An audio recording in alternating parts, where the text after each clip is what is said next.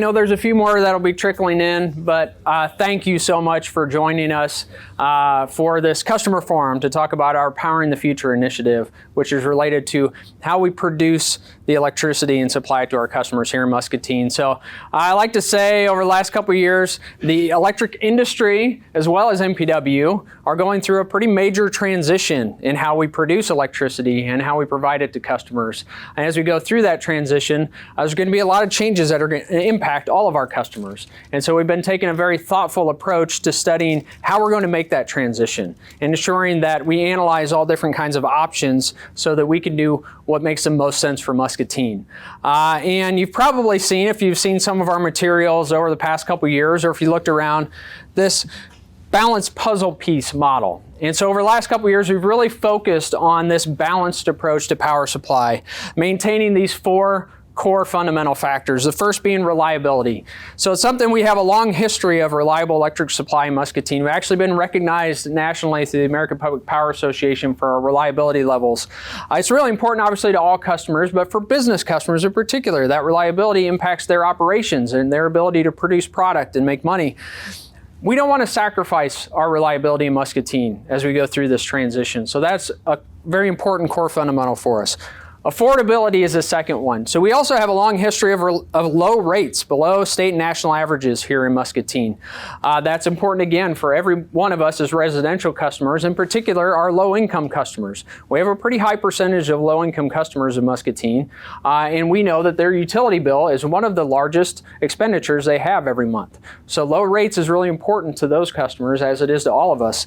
It's also, again, important to business customers because energy use is a key component of a lot of large operations. And so that impacts how they compete in their marketplace. We're lucky enough in Muscatine to have large operations that compete on an international scale.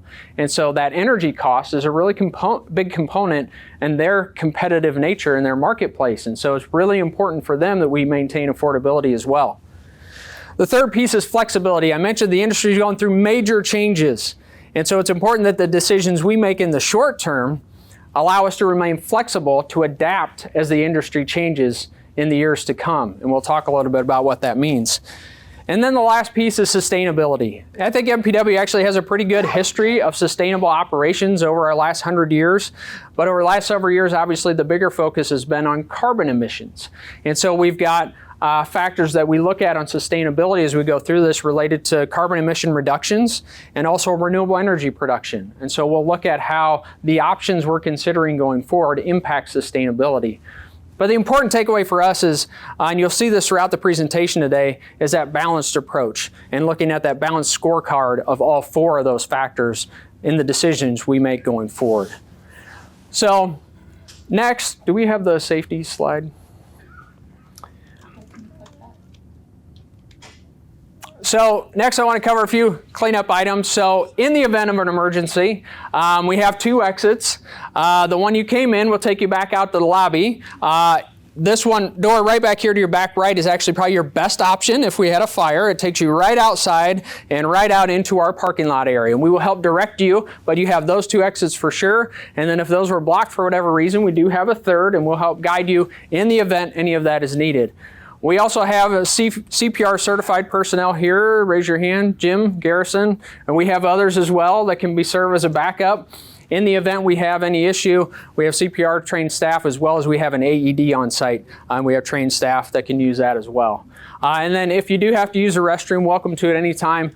Somebody can help guide you just down this hallway. There's one just a few steps away, and they'll help make sure you find your way back as well.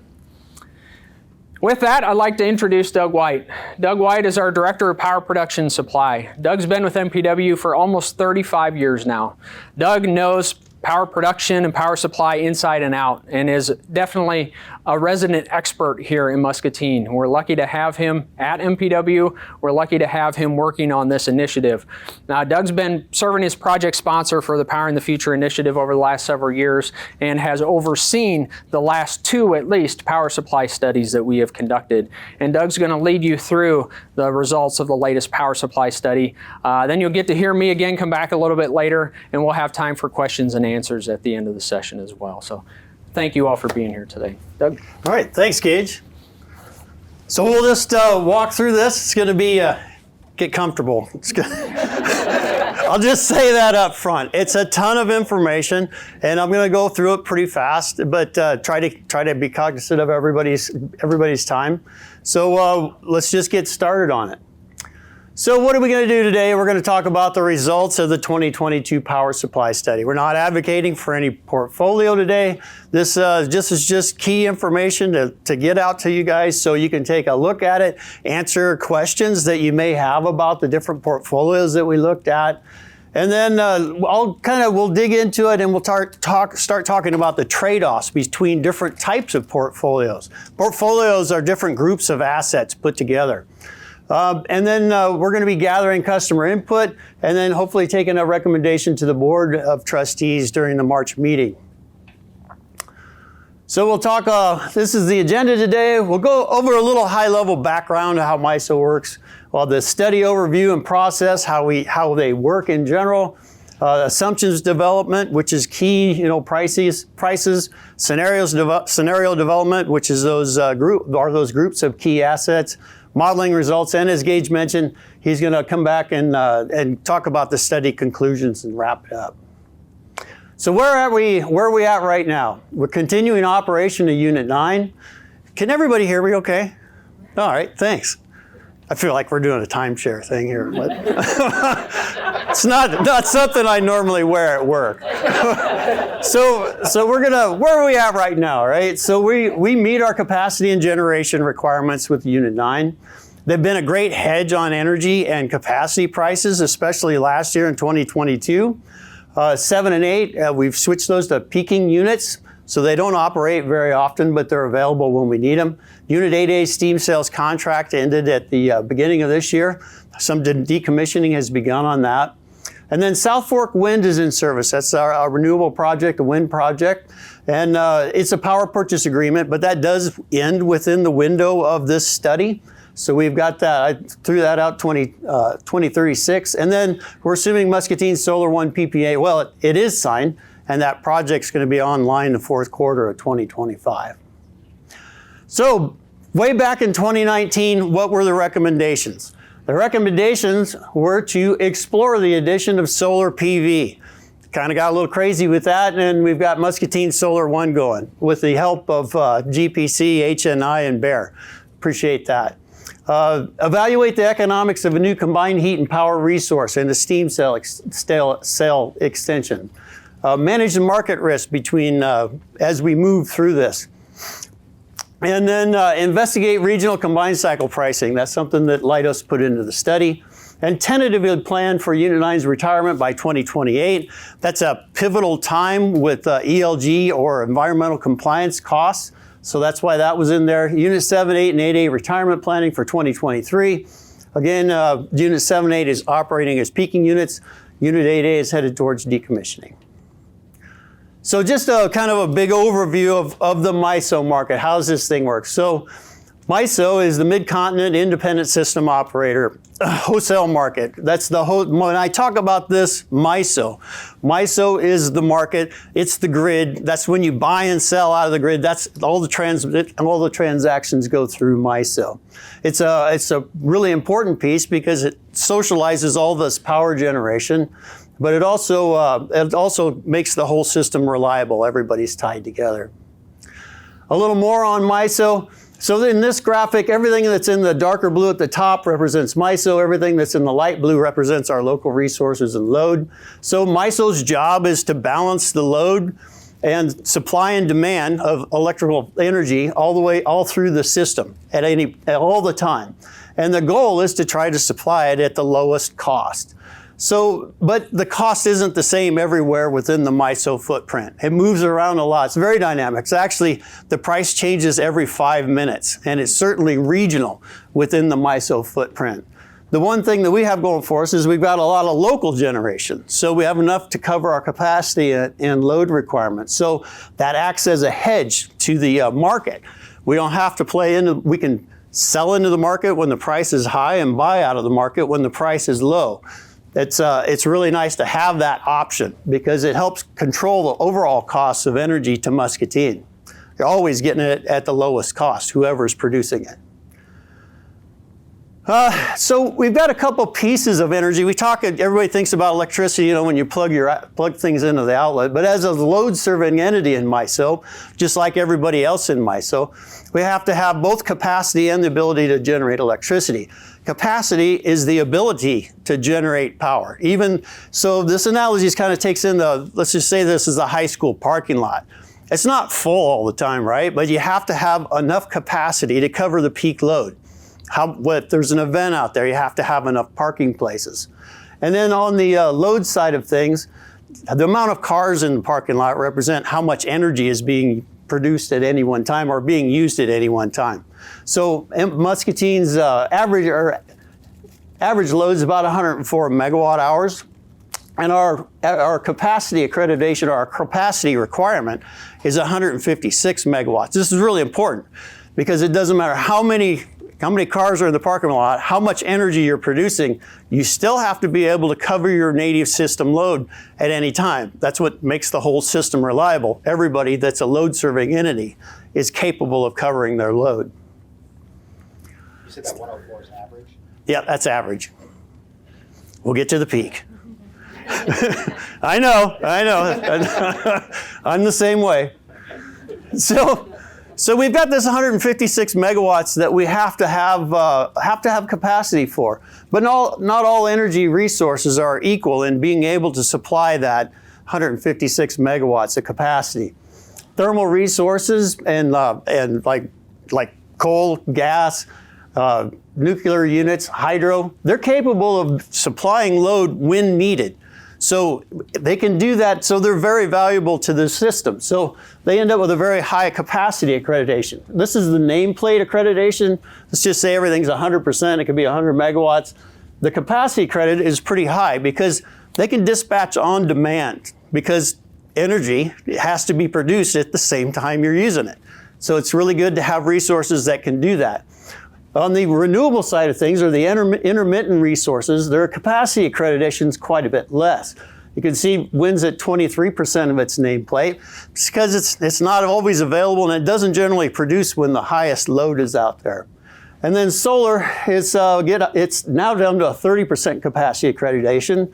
In 2019, when we did the study, it was at 50%. Just making sure our old graphic wasn't there still. It was at 50.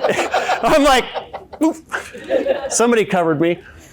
So it got a 50% capacity accreditation because it usually generates during the peak time of the day. So it's a little better, right? But now it's getting a 30 or a little less capacity accreditation because they're looking at the whole year rather than the average for the year. And starting to look at seasons. And in the winter, it gets very low capacity. It gets very low capacity accreditation. About 5%, I think, is where we're headed. And so on the average for the year, it's about 30%. It's not there when you need it all the time. So the resource, how does this planning approach work? Always starting out with our main objectives, trying to increase sustainability while maintaining reliability and affordability, and leaving those options open to be flexible in the future. The next step was we develop sensitivities and scenarios. What are the overlying scenarios that we want to look at, and what kind of sensitivities? What are the what ifs? What if this happens? What if that happens? We'll talk more about those. And then develop the resource portfolios, the groups of assets that you can put together to try to see how they compare to each other. Rather than a study just spitting out one result and saying this is what you need to do, you get a whole raft of results that you can look at and go, well, yeah, but this one's just a little bit more, and it's a little more desirable than the other one because it has attributes that we'd like. And then that portfolio modeling and analysis, that's the piece that Leidos Engineering does. And then our study results review. We reviewed this with the board on last month's board meeting, and I'm sorry you have to sit through it again. Yeah, here we are right now. We want customer feedback. We want to know what you guys are thinking. And then staff recommendations. As I mentioned, we want to come back in the March board meeting and make a recommendation. Let's talk a little bit about the study overview. So we engaged Leidos. We also use Stanley for it.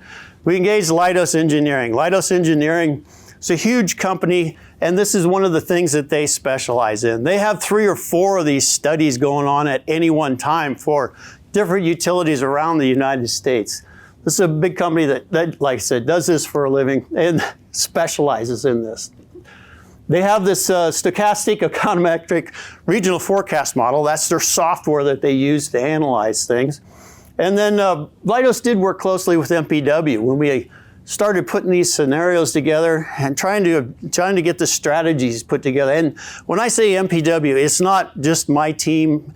I think it touched every department in the utility. Somebody had input on one part of it because we want the inputs to be right.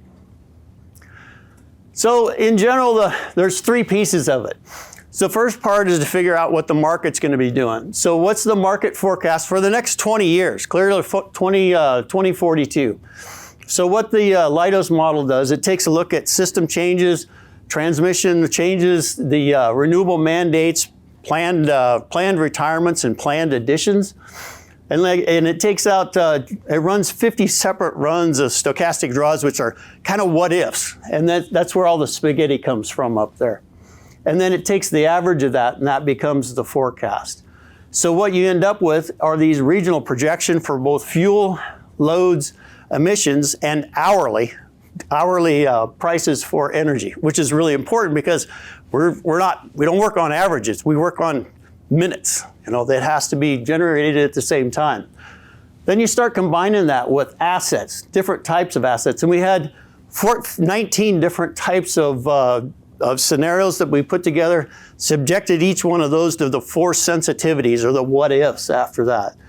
There were 15 different generating assets to choose from in this portfolio or in this study, nearly 4,000 potential outcomes.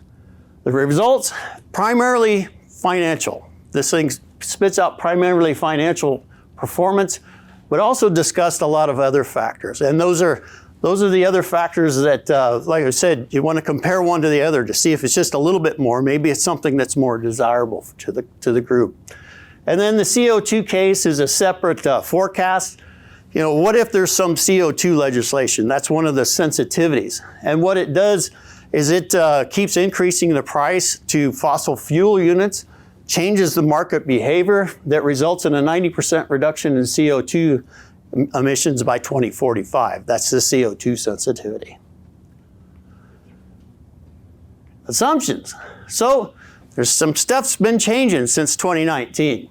Natural gas pricing saw a return to significant volatility. The price of natural gas was just nuts last year. And we expect that to continue in the future. Things are not nearly as stable as they were for the last 10 years. Shifting capacity markets.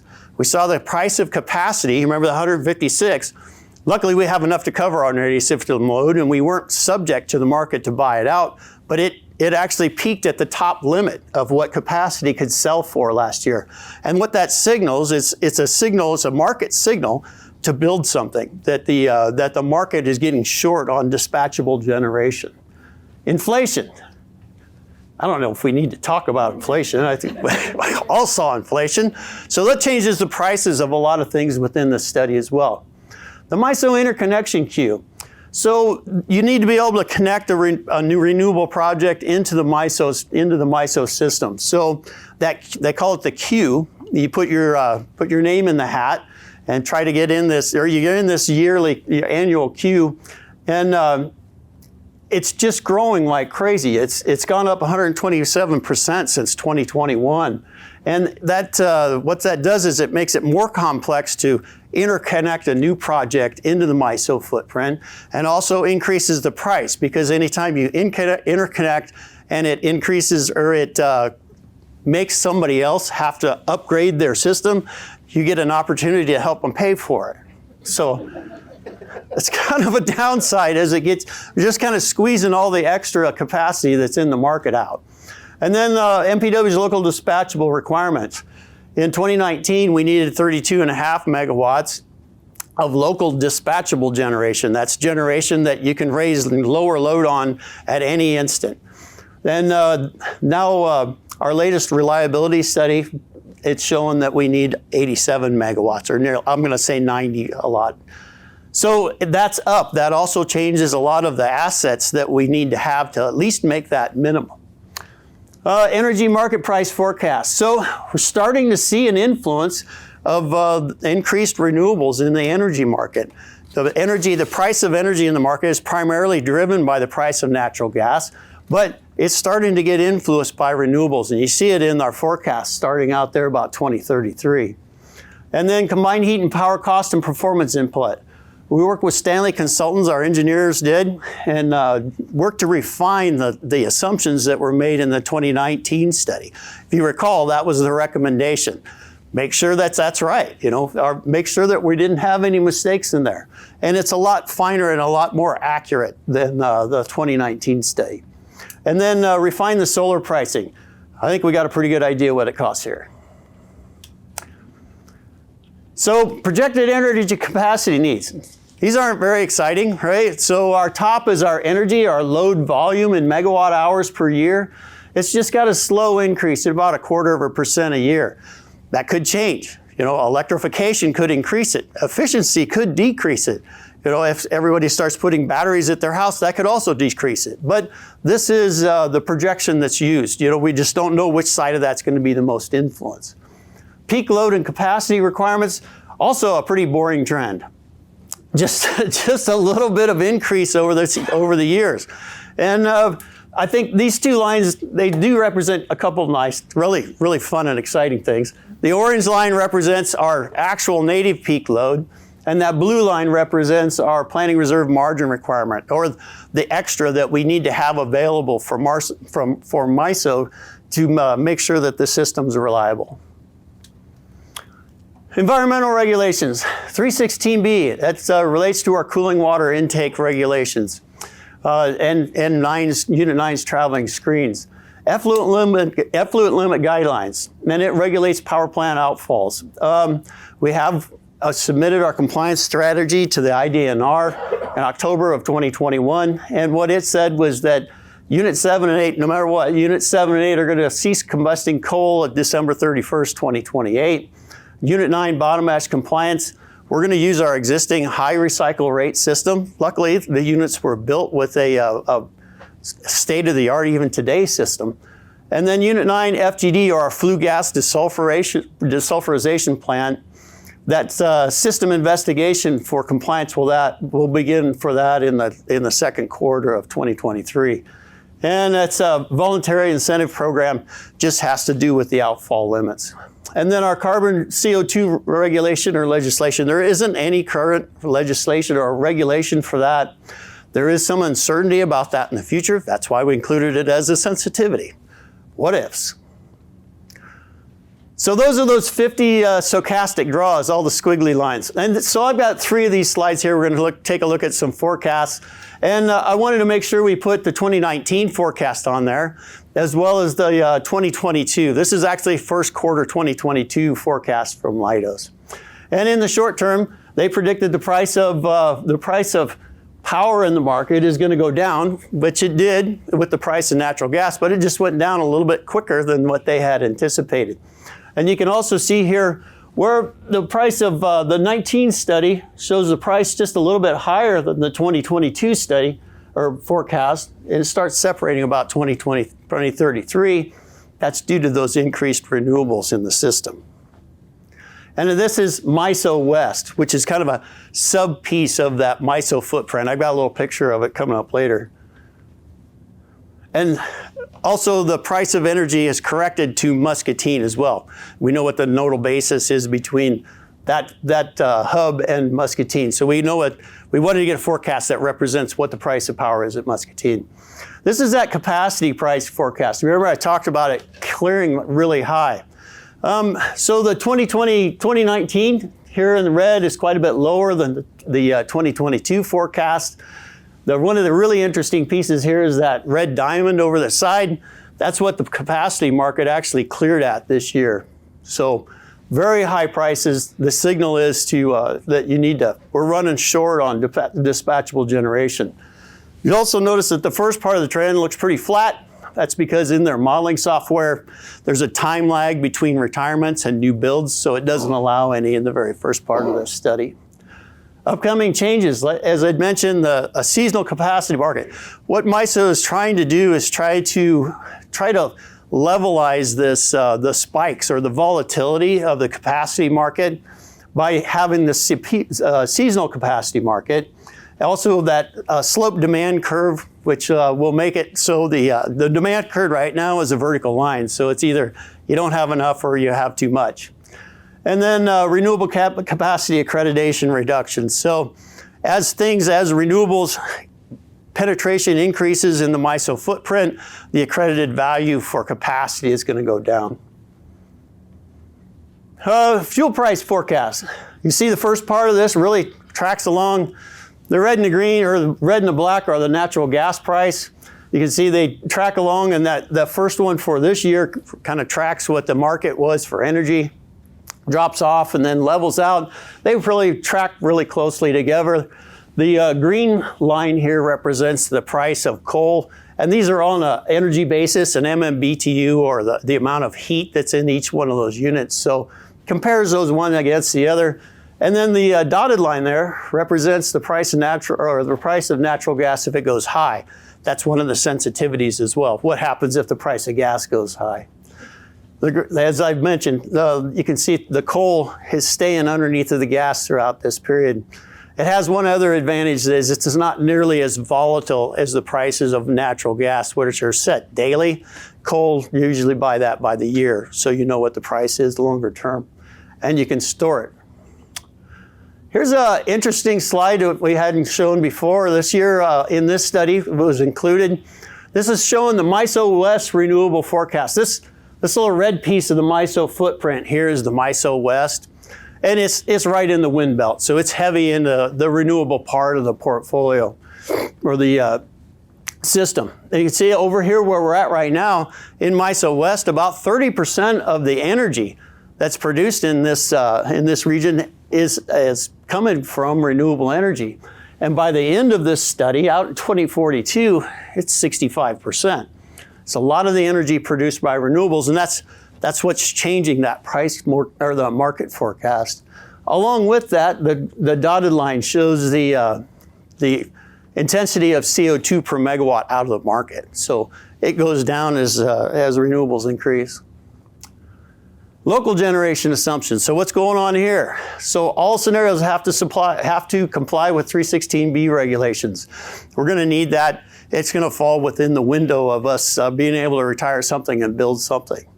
So Unit 7 and 8 retire in all these scenarios. There are shutdown costs of about $2.7 million. Unit 9 remains online and operating on coal through at least 2027. 316B compliance costs of $6.2 million for Unit 9. That's included on all scenarios. Like I said, there's a time lag between build and demolition, so going to have that no matter what. We use $35 million, or we don't just use. We actually worked with General Electric to come up with a number to convert Unit 9 to burn natural gas. What about that for an option? $35 million to do that, and that includes the pipeline tap. ELG compliance costs for Unit 9, one of the bigger numbers, $33 million for that upgrade. And demolition costs for all units, $25.9 million. That's included in all scenarios. And another key piece here is, you remember we did that study. We need to have a minimum of 90 megawatt local dispatchable generation. It's required in every scenario that we take a look at. So that becomes the base of everything that we look at. And then Muscatine Solar 1, again, fourth quarter 2025 online. Steam sales contract, that would begin in 2028. It also assumes that MPW can negotiate a steam sales contract with our customer. It includes 3 different chip configurations, or combined heat and power units. These are really efficient units. I didn't think about how to describe that. We had a whole nother slide deck that did that. We've been working, luckily, with the board and making sure that they're up to speed on all these things as we walk through it. We subjected that to all sensitivities. And what if the contract's lost midterm? What's that look like? So then we took a look at the scenarios. How are we going to start putting pieces together? Analyzed 19 different configurations or scenarios. Also took a look at 100% renewables, energy independence. What does that look like? and then subjected all of those to those 4 sensitivities I've been talking about. High natural gas prices. What if the price of natural gas stays high? What if there's some CO2 legislation? What's that cost look like when you add that to the portfolios? What if you put the two together? You got CO2 and high gas, and then low capacity pricing. You know, we saw really high pricing this year. What happens if it goes low? And then again, back to nearly 4,000 different combinations. Couple different strategies here to build a chip or not to build a combined heat and power unit. The first strategy on the top here was a 60 megawatt chip, 20-year contract, it goes full term. So we took there's 3 different combined heat and power configurations. We took the most efficient one of those, added it to some other assets and formed different portfolios, ended up with 9 altogether. You know, what do these look like when you start combining different types of equipment? And then the strategy 2 was what happens if the contract falls out after 10 years. And then we looked at 3 different configurations to take a look at those portfolios to see how they perform. And if we don't do a combined heat and power unit, what other assets are out there that we could use to fill in the portfolio? And that ended up with 6 different scenarios. So our generating assets, what things could it choose from? Existing generation with all the costs that we talked about. All of those things are always included here. Combined cycle, 3 different types of gas-powered turbines. All of them are going to be capable of burning hydrogen. The industry's just headed that way. Everybody's doing a lot of research in it. A lot of them are proven for a fairly high percentage, but the goal is to get to 100%. Combined cycle units, that's probably the most popular configuration for a large new power plant that's natural gas fired. 3 different sizes of that. Simple cycle combustion turbines, 3 different sizes of those. Those would be peaking units or ones that you could start and stop daily. And then 4 combined heat and power alternatives. We also took a look at recip engines or reciprocating engines. They make those pretty large now. Also wind, and we took a look at solar as well.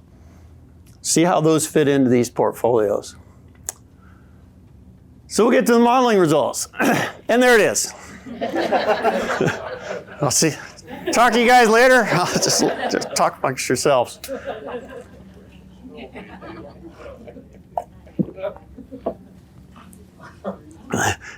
We won't walk through every cell, okay? How about we don't do that? What I'm going to show you, or talk to you a little bit about, is how to read it and how the different pieces are put together in here. So the first thing you got to do is everybody, including myself, looks for a green line all the way across, right? There isn't one. I'll just save you the trouble of that. It's not there because there's always trade-offs. There's trade-offs all the time. Well, what's the most important thing for your portfolio or to you? And so kind of walking through this across the top, the columns are all broken into the 4 objectives: reliability, affordability, flexibility, and sustainability. And then the matrix that make those up. Local dispatchable generation. So how much dispatchable generation do you have? Can you cover your whole load? Which hedges you against the market? And then fuel availability rank. Fuel availability gets to be important because like on the top with business as usual, where we've got unit 9, you've got your energy stored on the ground here. It's very reliable because you know where it's at and how much it is. When you look at the ones that don't rank so well, these are intermittent resources, peaking units, that when you need it, most everybody else is going to need it as well. And the price of energy is high, the price of natural gas is high, and availability becomes low. Also, capacity market exposure. You know, we talked about it clearing at the top this year. What's your exposure in the future? How much of that are you willing to be exposed to? And then the next line is the expected 20-year levelized cost of energy here. And that's $1 per megawatt. And that's all in. That's not just the price of generation. Those are all the big numbers that I talked about in each one of the scenarios. Interconnection costs for solar. All of those numbers are built into these final results. So, and then standard deviation. The expected value from that 20-year levelized cost of energy, and then the range that could be in. What's the range of that number? It's usually tied to how volatile the price of the energy is. And then the big column, capital investment. You can see there's quite a range there, from $39 to $290 million for these different portfolios. Flexibility, fuel diversity is, we got that tied to almost all the gas units because they're capable of burning natural gas or diesel fuel. You think, why would you burn diesel fuel? It's really crazy expensive. It is, but you can store it. So it becomes valuable as a reliability piece. Renewable fuel flexibility. In the future, can this thing burn hydrogen? Can it burn renewable natural gas? And can it burn renewable diesel fuel? Those are pieces that are important. And then steam cells. Do you have that option of selling steam and generating revenue from that or not? Sustainability, a carbon reduction from 2025 by 2030. You can see all of them are still ranked fairly well, ranging from 55 clear up to 90% reduction in CO2. So that's another piece. Renewable generation as a percentage of load. How much of your load is actually being produced by renewable energy? You see a big range over there.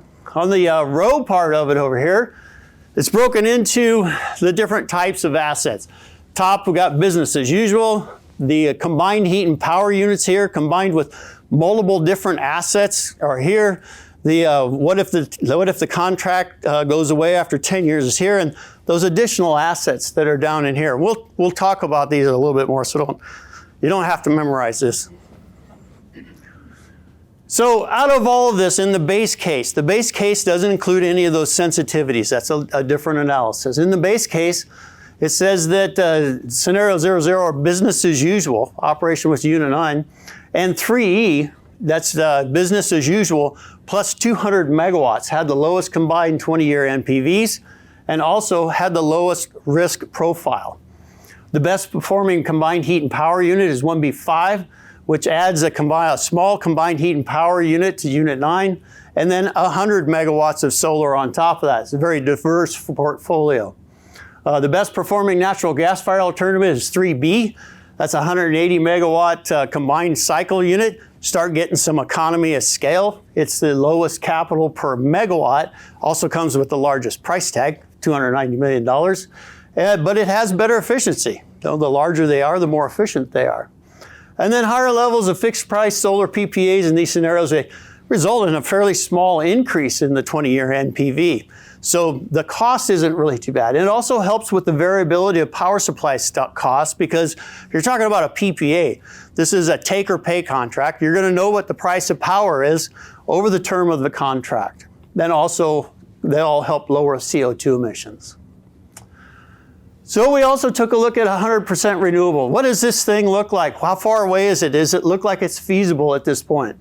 So in this analysis, Leidos looked at two different pieces, a battery strategy and a clean CT strategy.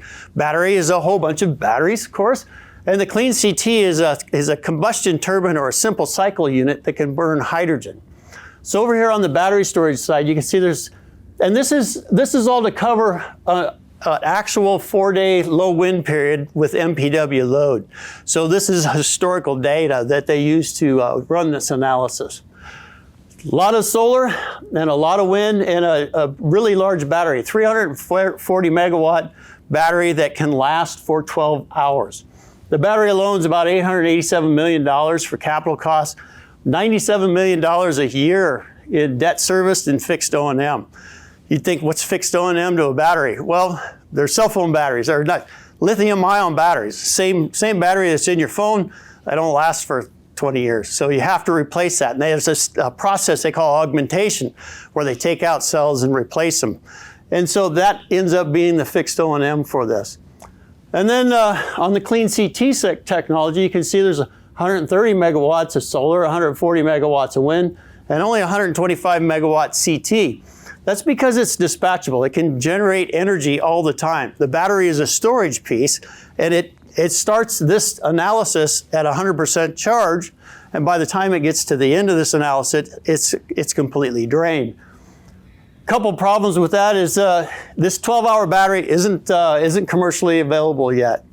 The other piece that we looked at is the installed capacity is nearly three to 7 times what we need. You remember 140 or 156 megawatts of capacity is what we need.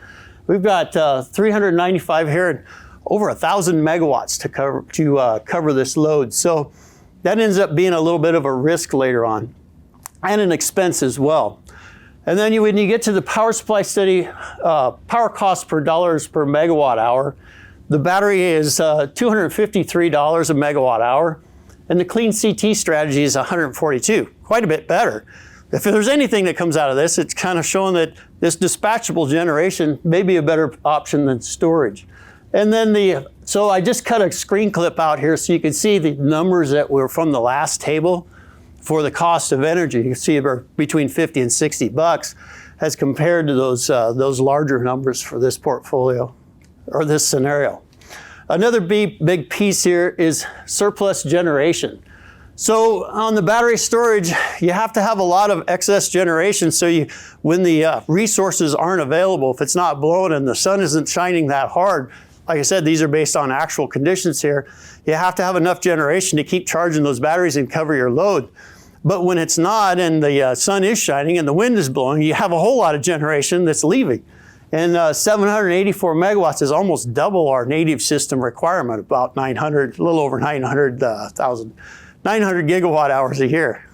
I've still got, I'm gonna get it yet. So all of that has to go out of here, and our local system isn't made for those levels of energy right here, let alone the regional impacts that we would be exposed to and potentially have to pay for. So it becomes a very difficult piece to get over. It's not saying we can't head that way, and we're not moving that way with these portfolios we're looking at, but just to make that jump all the way to energy independence and have complete control of the CO2 emissions here locally, it's just a pretty significant cost at this point. So, in this 100% renewable portfolio, it doesn't have any dispatchable generation. As I'd mentioned, when the batteries are out, they're out. They're out at the end of this study. Affordability, it would drive rates significantly higher. Flexibility, you're full. This is no changing technology after this. We're going to be locked into this for a long period of time, but it gives a hard check to sustainability. It is the most carbon-free way to supply energy. Is either of these two combinations. So it does have some good attributes. Market sensitivity. So we talked a little bit about those sensitivities. This is just a quick table or a quick visual to kind of walk through the impacts that it would have. So I'll just go through this clockwise. If the price of natural gas goes really high, it's favorable to coal generation. Remember, natural gas drives the price of energy in the market. So the price of energy is high, so coal does really well with that. Renewables also do really well with that because they're at that fixed price. Now the price is higher in the market to get more revenue out of that. CO2 and high gas, you put those two together, favors renewables because that CO2, cost of CO2 is going to impact the coal generation even more than the gas generation, but it will impact them both. CO2 is favorable to renewables, unfavorable, of course, to coal generation, natural gas generation. And then the base case, both coal and natural gas are still less expensive than producing it with renewables. So this kind of a summary of the sensitivity results is that diverse portfolios hold up better across all different sensitivities. So the more diverse you are, it's like any other thing, your investments, the more diverse it is, the more resilient it is to or market changes, especially if it's impacting any one part of your portfolio. Unit 9 on coal scenarios perform well across all sensitivities, even the CO2 sensitivity. And that seems counterintuitive, but the reality is in the first part of this 20-year period, Unit 9 still is performing really well financially. And then when you get to the back half of the study, the price of capacity is still high. And we have to have that 156 megawatts, and Unit 9 is one of the lowest cost options to have that 156 megawatts of capacity. So it doesn't run, but it's buying, we buy almost all of our energy out of the market, but it becomes the capacity asset, so it ends up performing fairly well in the end. Relative lower performance of the chip scenarios. This is 2019, the chip scenarios were an obvious standout from the other portfolios that we looked at. And remember, we talked about the lower market prices that are the market's starting to drive down because of the increased renewables in the footprint. That negatively affects the revenue from the combined heat and power, the electric side of that. And it's a must-run unit. So that means it's going to run, we'll talk a little bit more about that, but it has to run all the time to produce steam. Scenarios that include chip also include multiple local units. If you recall, we've got that 90 megawatt minimum. We're going to look at chip units, or you probably remember from that table, right, that all the combined heat and power units were about 60 megawatts. Not enough to cover our 90 megawatt limited or bottom, so there's another asset that's added to it, usually a simple cycle CT. So that gives you some more diversity and flexibility. And then the latest revelation here is the Inflation Reduction Act. So it includes incentives for chip units. It's just the same incentives that you're seeing for solar and wind. The only bad part is it's for chip units that are below 50 megawatts. We didn't study any of those, so we're following back up with Stanley Consultants to help us out with that. That'll come up a little bit again later. And then scenarios that have high levels of solar, they generally perform better because you know that you know what the cost is over the long haul, so they're not sensitive to that. And then notably better in CO2 emissions because the price in the market's better, so you got more of a margin on the renewables. And then CO2 sensitivity and high gas put together, that it performs very well. They help a lot in the portfolios in that scenario. So let's talk about the power supply cost. So this was all on that table, but it really kind of narrows it down to the costs a little bit. And something that's a little easier to read, right? So I'll just kind of break this down a little bit. The black diamonds are the base case and the expected costs, and these are the portfolios that are going across the bottom there. We'll talk about those a little bit more. But the crux of this is to show that there is variability in the price. You know, there's a range of that price and the expected range of that price. And it's based on what the kind of assets make up the portfolio. So ones where you know where the price of your fuel is. Over here on the left, that's unit 9. On coal, this is unit 9 on gas with 400 megawatts of solar. So the black diamond is pretty close, but it's actually a little bit higher, you know, over the study. So the base case is higher, but the range is fairly short because you know what the price of that energy is going to be for a long period of time. The ones in the center with the larger spread are all more intense on natural gas because that market's quite a bit more volatile. The range of prices that it could be are quite a bit taller.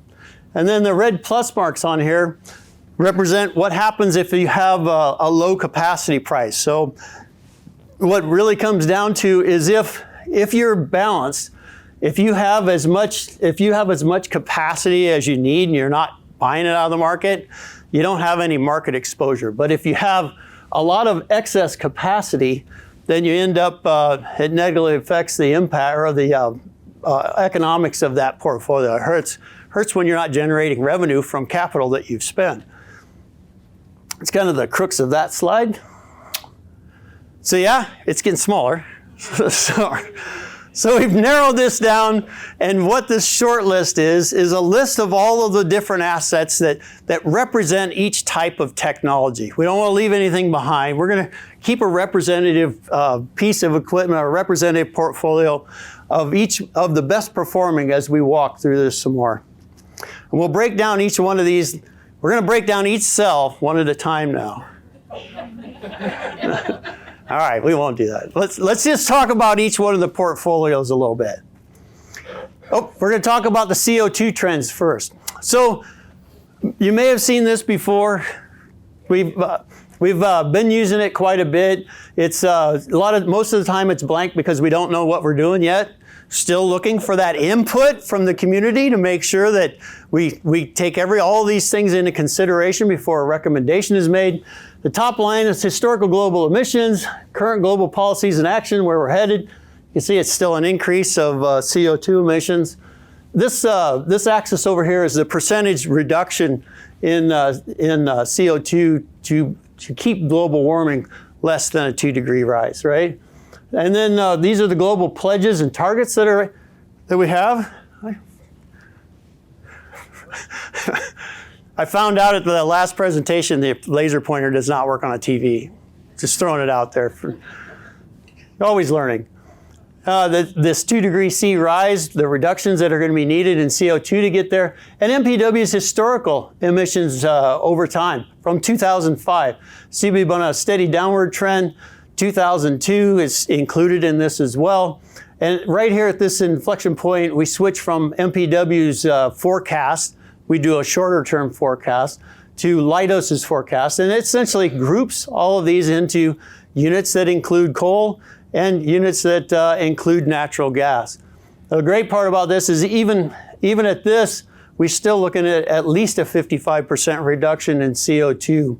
And then, but this dotted line here shows our target. And these CO2 emissions are as dispatched. That means that if it's economically dispatched in the market, it gains CO2 counts, right, against it. So that's as dispatched in the market. Could take a voluntary or a self-imposed limit, CO2, and change those numbers to wherever you want them. So let's talk about those scenarios. Now we're going to go by it on that table, essentially row by row, and talk about each one of those, and talk a little bit about the pros and the cons, and look at how closely they match our needs.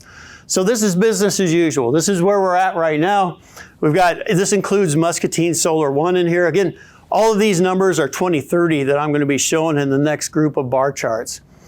So nameplate capacity, we've got a little bit more in nameplate than what's required, but when you get to accredited capacity, we're only selling about 9.5 or 10 megawatts into the market. So very closely balanced to having the same amount of capacity as our load requirement or our native system requirements are. You can see some that's not very prominent here yet, but the 24 megawatts of solar actually result in about 7.2 megawatts of capacity accreditation. You remember the slide a long time ago where I was talking about the capacity accreditation. Not all things are equal. This is where it starts showing up. So it is very balanced. And then we've got annual energy.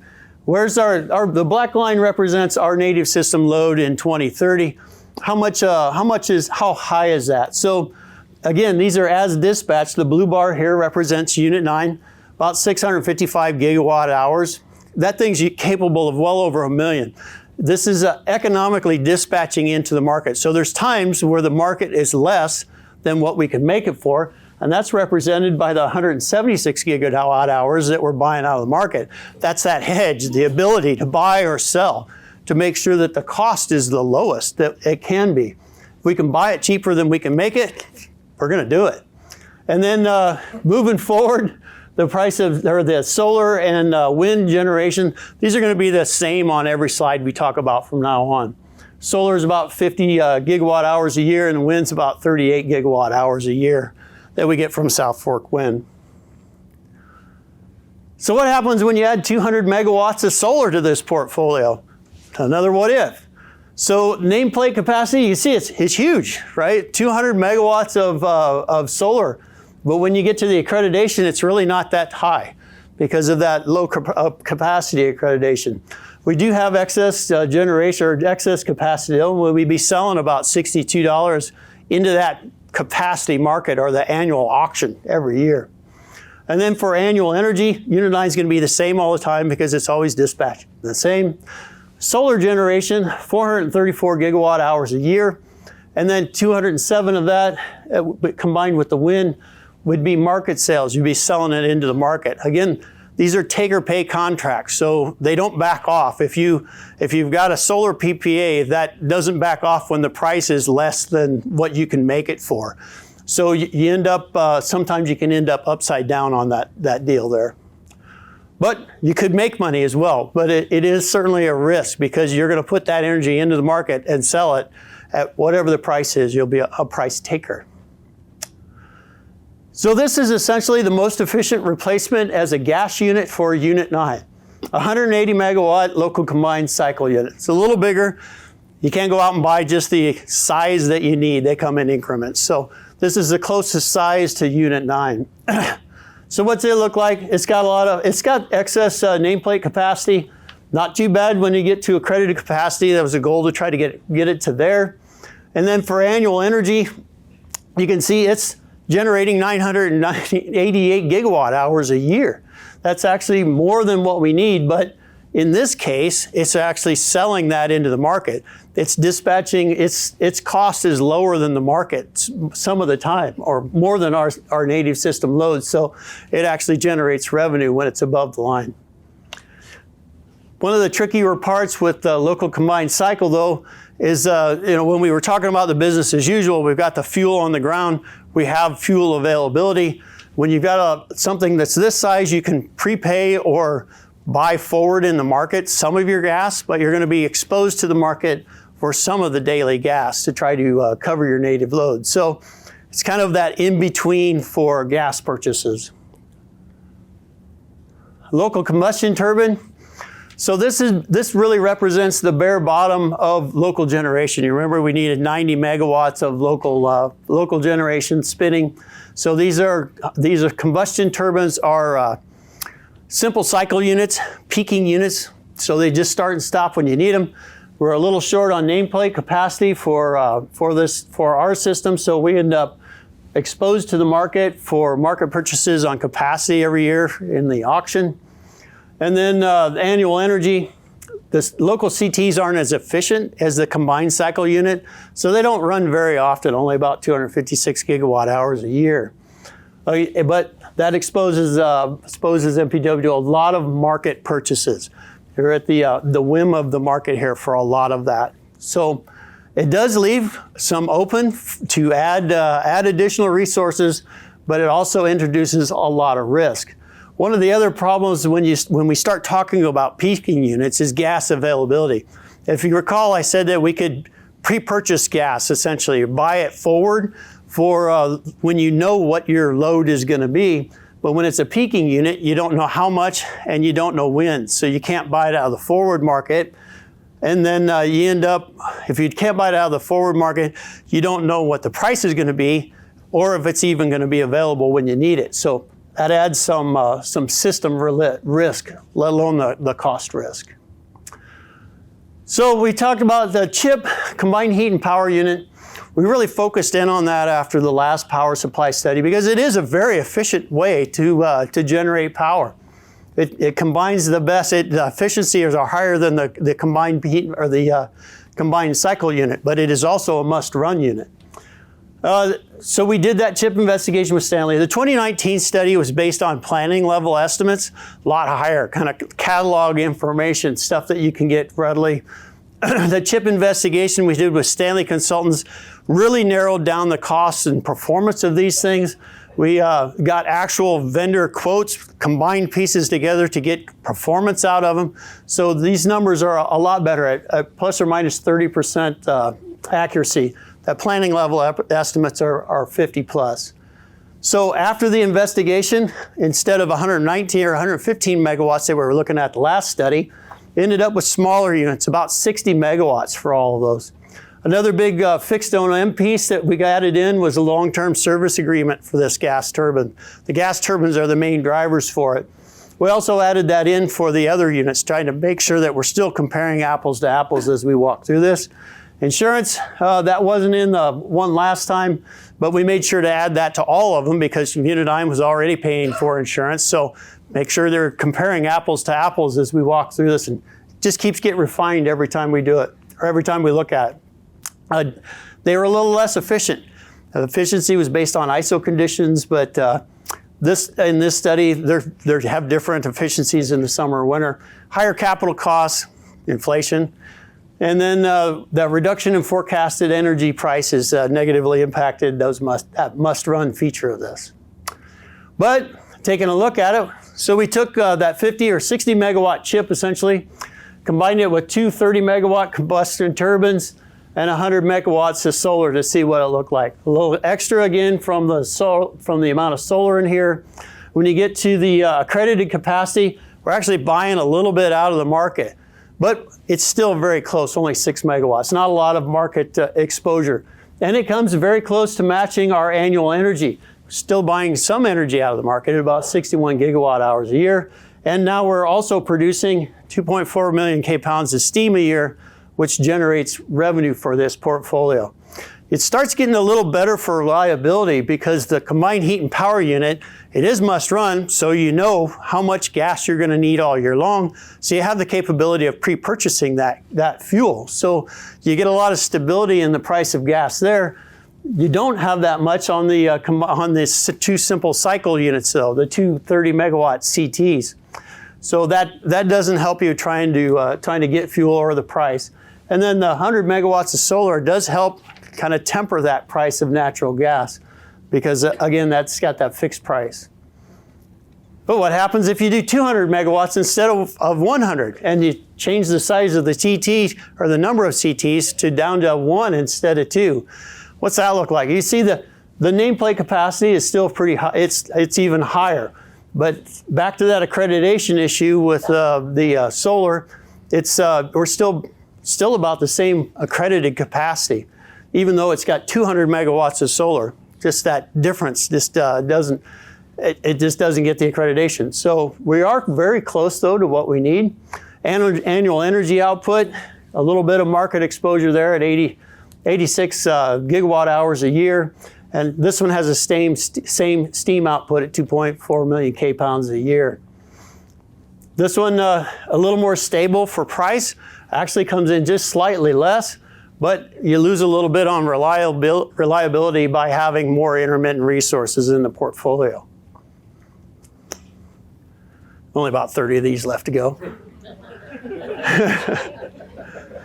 I actually love talking about it. I'm here all night. Oh, we couldn't tell. I know.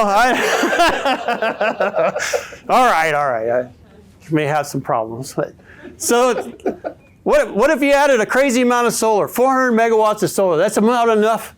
Looked at it. What about enough solar to cover our whole native system load for the year? What's that look like? And then convert Unit 9 to natural gas to operate it as a peaking unit.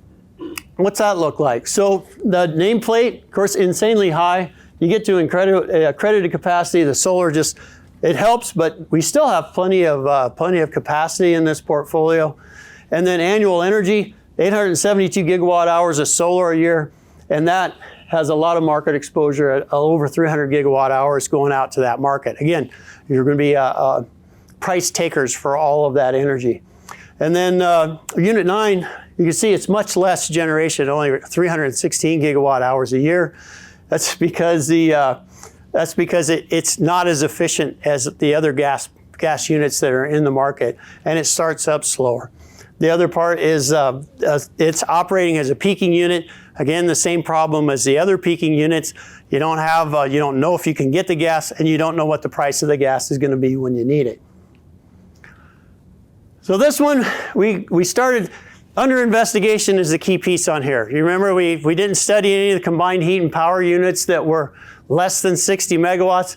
This includes one, but it's a portfolio that started to make sense. Unit 9 on coal, a chip unit that's less than 50 megawatts that can get the inflation recovery, the investment tax credit from and then the 100 megawatts of solar combined with it. So it becomes a very diverse portfolio with coal, gas, and solar, and you're also, you can hedge the price of the coal. You know what it is. It's on the ground. It's reliable.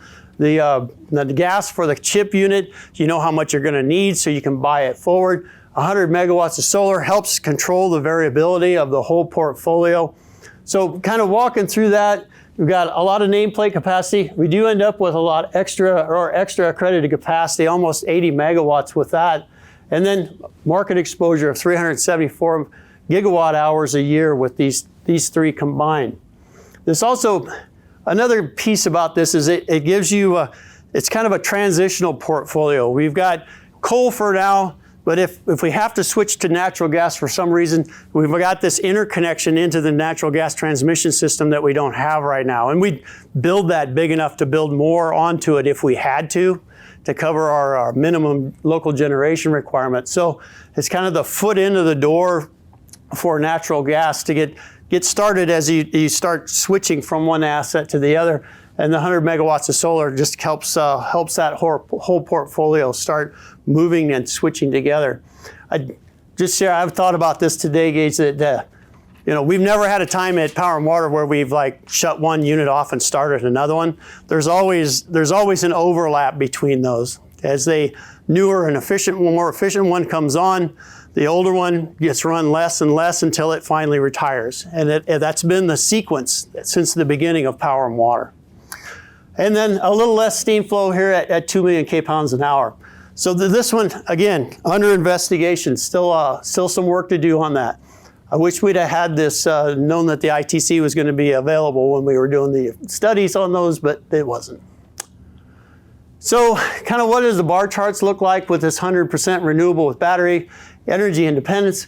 Just a huge amount of nameplate capacity, over 1,000 megawatts, 374 megawatts of that excess capacity that you may be paying for and not generate any revenue. It may make some revenue, but it's still a market exposure. Same way with the amount of generation. 784 gigawatt hours going out to the market that we're going to be take or pay. It's going to be price takers on whatever that portfolio is. And again, this is 4 days. 4 days. The CT, the clean CT, actually looks pretty good. Nameplate capacity is still high, a lot closer to accredited capacity, the needs that we have. Annual energy, just a little bit of excess generation at 81 gigawatt hours a year. All we need is a clean, reliable supply of hydrogen gas. And this could happen. But it does at least, kind of open your eyes up to this is a possible future if the gas hydrogen comes to fruition. And you're really lucky because I'm done talking.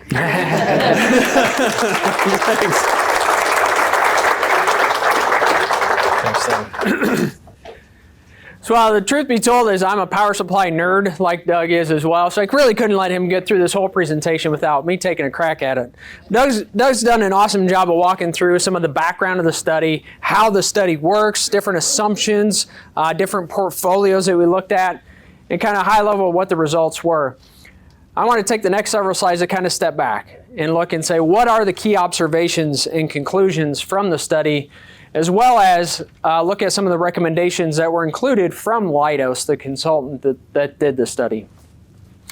Now, I will warn you, I've had a frog in my throat all week and it has not gone away, so it may sound a little funky. So you've seen a version of this matrix before.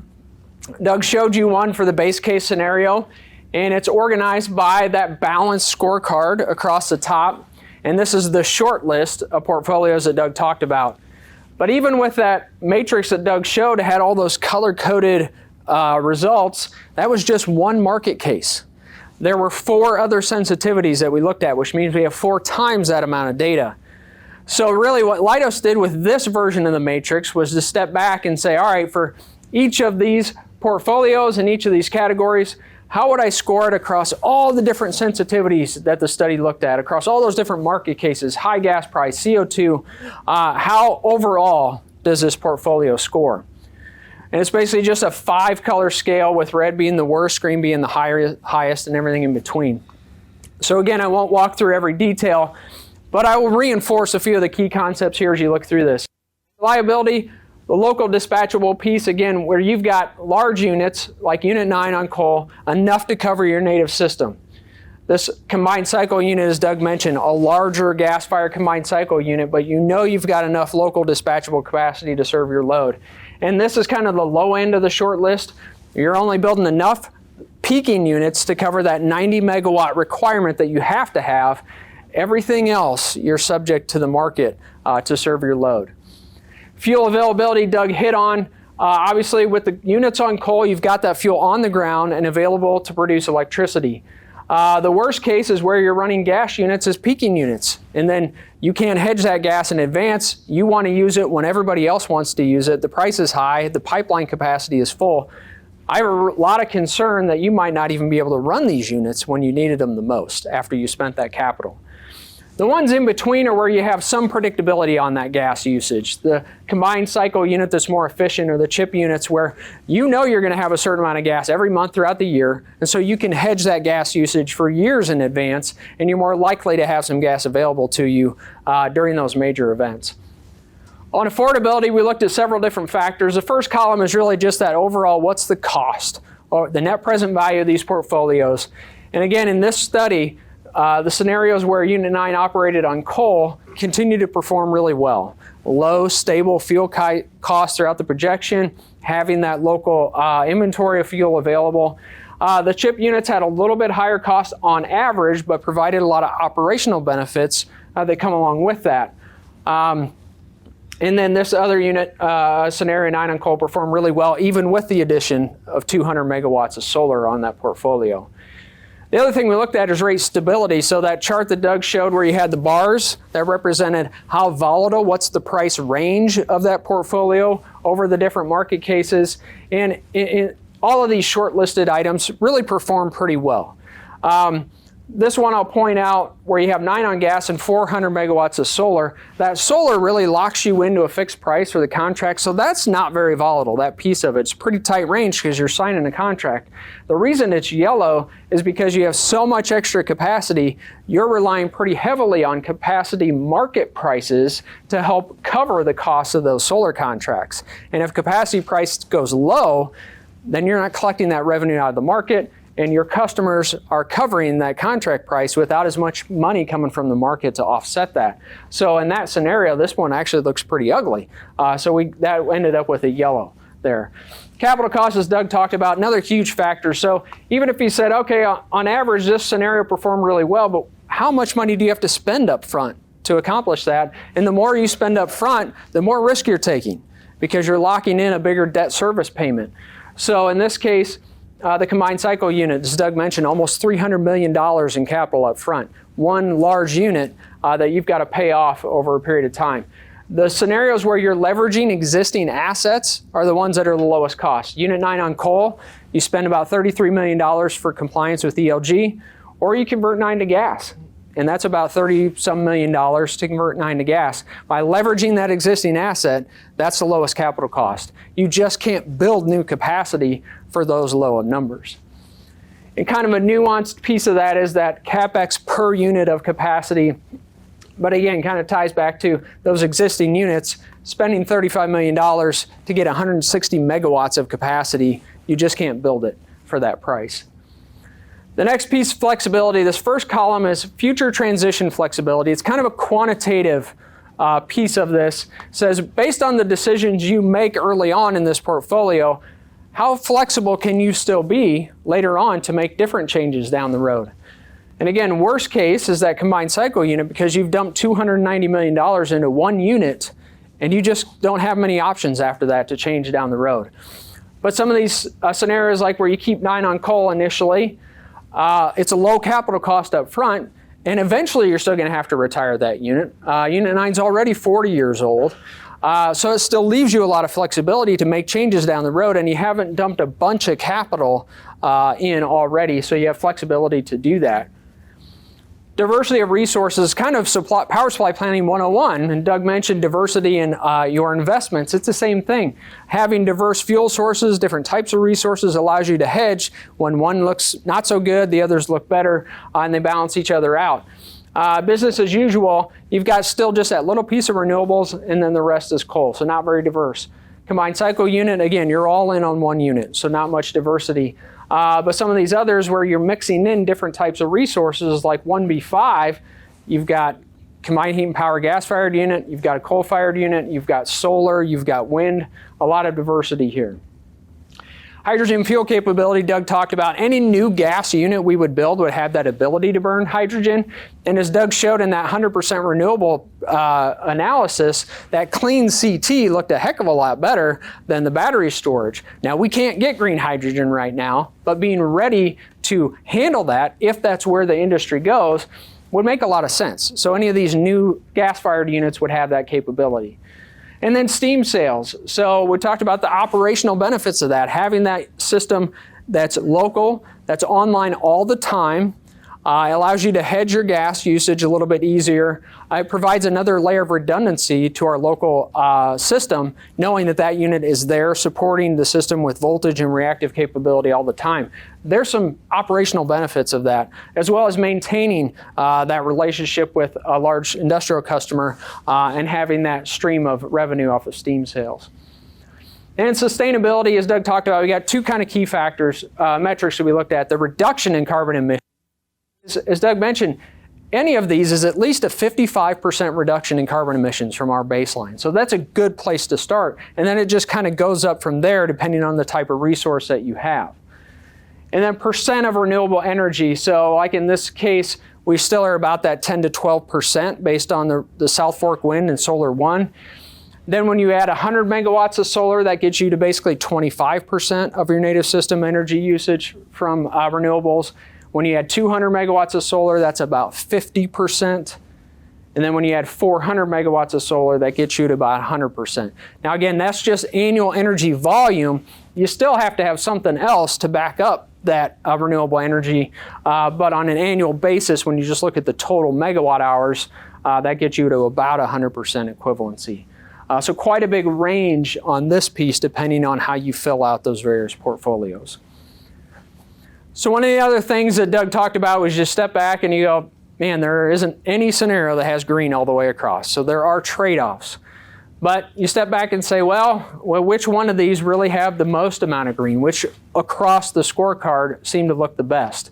And for us, it kind of came down to these three that really jumped out. Business as usual, because you have 9 on coal, you have plenty of local capacity, your fuel is available, it modeled really well financially in terms of the cost, but not as much in terms of flexibility. You're not checking any of these boxes out of the gate, but you have a lot of options still going forward in how you make additional changes to your portfolio. Not too bad on sustainability. Again, this is about 60% reduction in carbon emissions, but only about 10 to 12% renewables. I'm going to jump down to this one here next, because this is 9 on coal with 200 megawatts of solar. Again, because you have 9 available and local, very reliable, affordable. Now when you get into the flexibility piece, and no hydrogen because you're not building a new gas unit, no steam sales. A little bit of diversity now though. You've got coal, you've got quite a bit of solar and a little piece of wind. And then in terms of sustainability, this gives you about 60% reduction in carbon emissions, but now you're getting about 50% of your annual energy from renewables. 1B5 is kind of somewhere in between. This is that more diverse portfolio. We've got a small chip unit, unit 9 on coal, 100 megawatts of solar. We also have the South Fork Wind piece in there. Plenty of local dispatchable capacity. You've got your fuel availability is really high, a little bit higher cost, but these are all within about 5% in terms of cost per kilowatt hour. So these short list of scenarios are really tightly bunched. Relatively low capital cost. You are building the chip unit, but by taking advantage of the Inflation Reduction Act incentives, we'll hopefully keep that upfront cost as low as possible. When you get into flexibility, this one stands out. You've got diversity. You've got the ability, at least on the chip unit, to burn hydrogen in the future. You're maintaining or continuing steam sales a relationship, as well as the operational benefits of that. And still quite a bit of flexibility.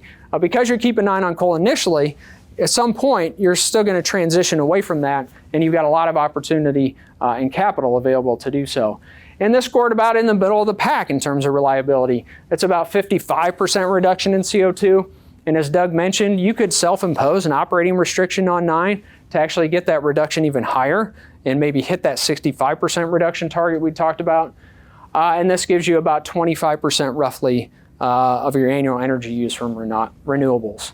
So those are the three that when you try and look at it across a balance, really perform the best overall. Some of the key observations, we've touched on most of these, so I'll go through this quickly.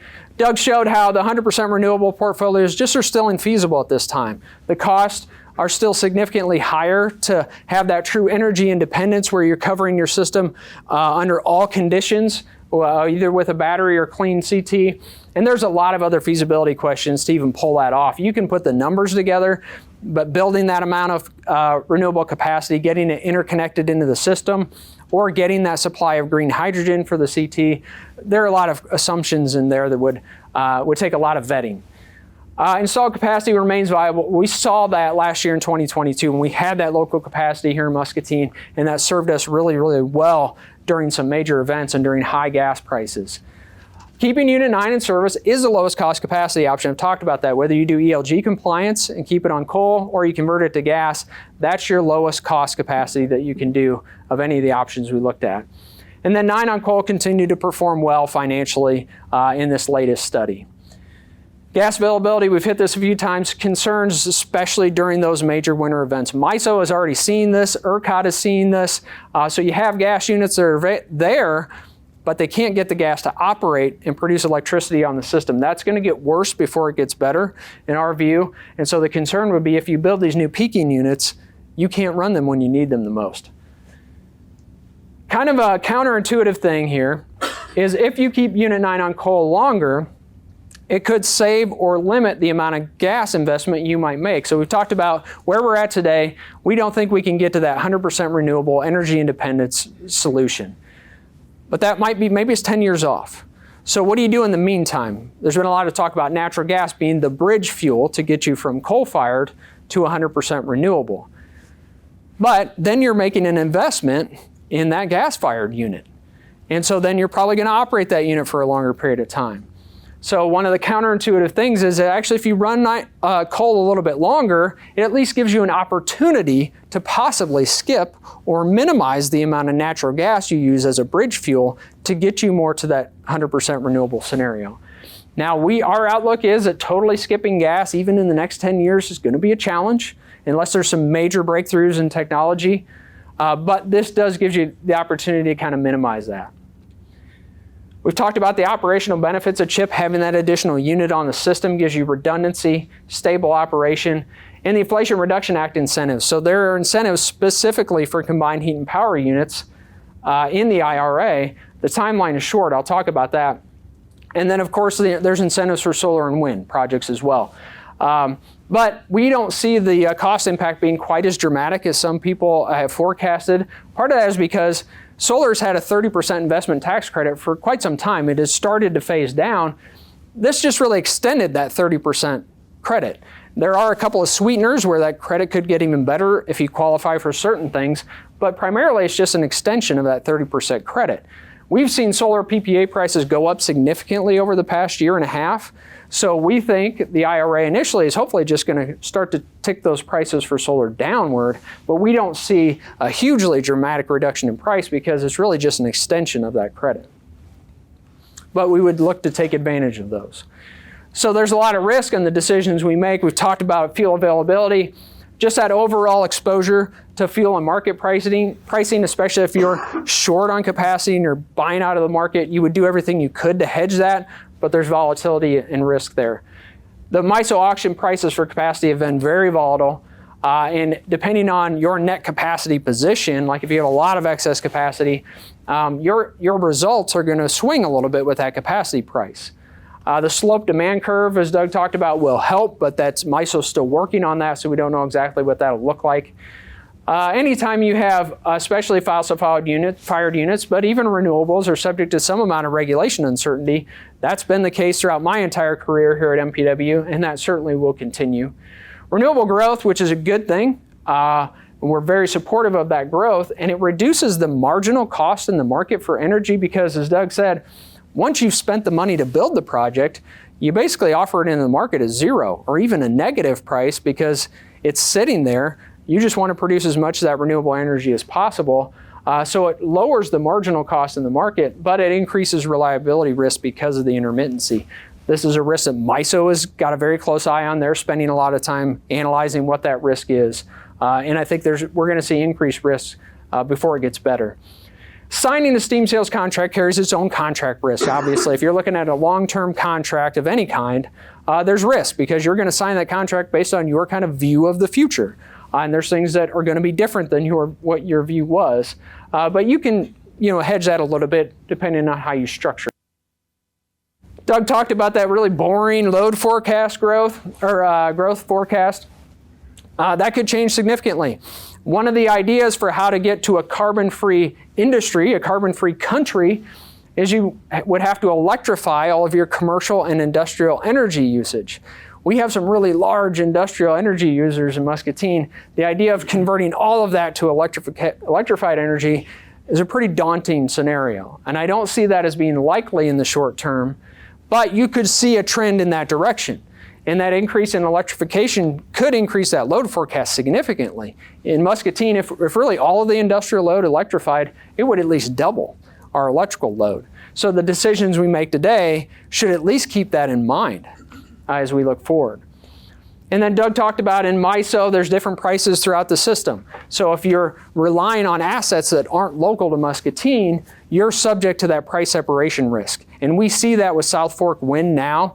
It's in southern Minnesota where there's a ton of wind turbines and there's no load. So the market price is terrible. It's actually negative a lot of times where you have to pay MISO to produce the wind energy. But yet we're still paying a very normal price out of the market here in Muscatine for load. So we're paying a high price and we're getting a terribly low price at the wind farm. That you're subject to that risk anytime you have separation of your assets to your load. So what were the recommendations from Leidos included in the study? The first is to confirm the steam customer's interest. Obviously a chip unit like this takes two parties. You need the steam customer to be on board with that. So one of the first big things is determine if there's mutual interest to move forward. And then if you do pursue a chip, as the strategy showed, we're kind of at a point where we either do chip or you don't do chip. So if we do a chip unit, what Leidos recommend is we prioritize these things. Seek to optimize the IRA incentives because there should be incentives directly available to us now through the new IRA. So we'd want to optimize the sizing of the unit so that we could make the most of that. Obviously, look at flexible fuel options, gas, fuel oil, and hydrogen going forward. Size that interconnection as Doug talked about so that if you did have to add more gas units, peaking units down the road, you've already taken care of the interconnection piece of that. It's just a wise decision to make. And then the interconnection rights for MISO. So we talked about the study assumes Unit 7 and 8 are retiring. They have interconnection rights into the MISO transmission system that are extremely valuable because the queue to get into the system keeps growing and the cost to interconnect keep going up. Any rights that you already have are very valuable. And so whatever decisions we make, we want to make the most of those interconnection rights. And then the other recommendation was to continue to pursue additional renewables. Right now, as I said, the market price or the contract prices for renewables is really quite high. So what they would recommend is that we continue to monitor the market, not go out for an RFP now, but do that sometime in the future after we see prices come back down. And look at a combination of solar and wind. We modeled primarily solar because it was cheaper in the model, but I think it makes sense to continue to look at both options. And then target an output of equivalent to about 25% of our annual native system energy needs. But if we don't do the chip, then they recommend we consider a target of 50%. Again, with something else to back it up. Preference for local projects to minimize that price separation risk, but we could entertain projects within MISO Zone 3, which is essentially the state of Iowa. Because it's going to be hard to interconnect projects, especially some of those scenarios that had larger renewables, into our system. Monitor energy storage. So this is a hot topic in the industry. There's a lot of R&D going into energy storage. It's kind of a key missing component in the industry right now. So continue to monitor that. If there is a breakthrough that would change our assumptions, we need to change our outlook. And then optimize our incentives for that. With the IRA, there's a direct pay option to where we could build the renewable project ourselves and take that investment tax credit. Even though we don't pay taxes, we could get that refundable to us. That's a new thing, so we could look at that as an option. The downside is you've got to spend that capital up front versus signing a power purchase agreement where you just spread that cost out.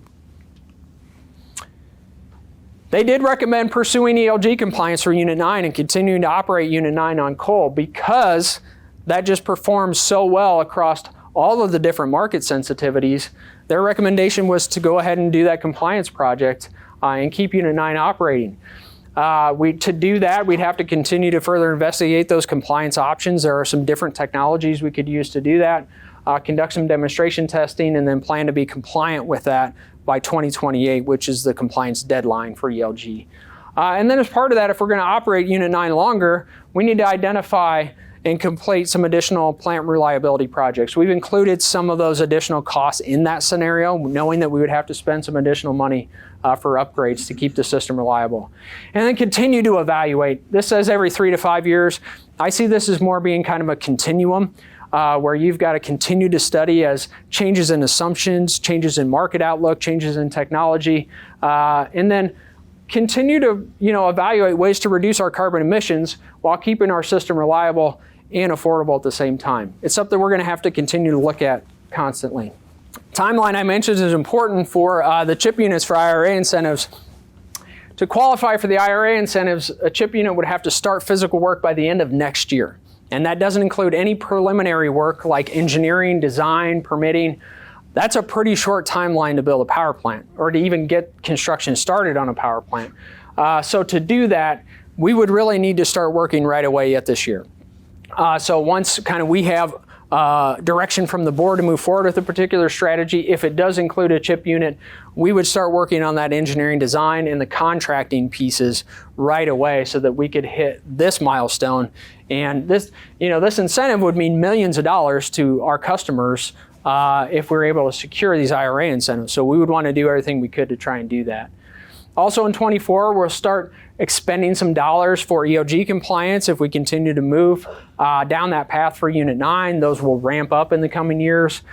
We do have the option to change our compliance strategy for Unit 9 for ELG. The only option left is to cease burning coal by the end of 2028, but we have some time to still make that decision.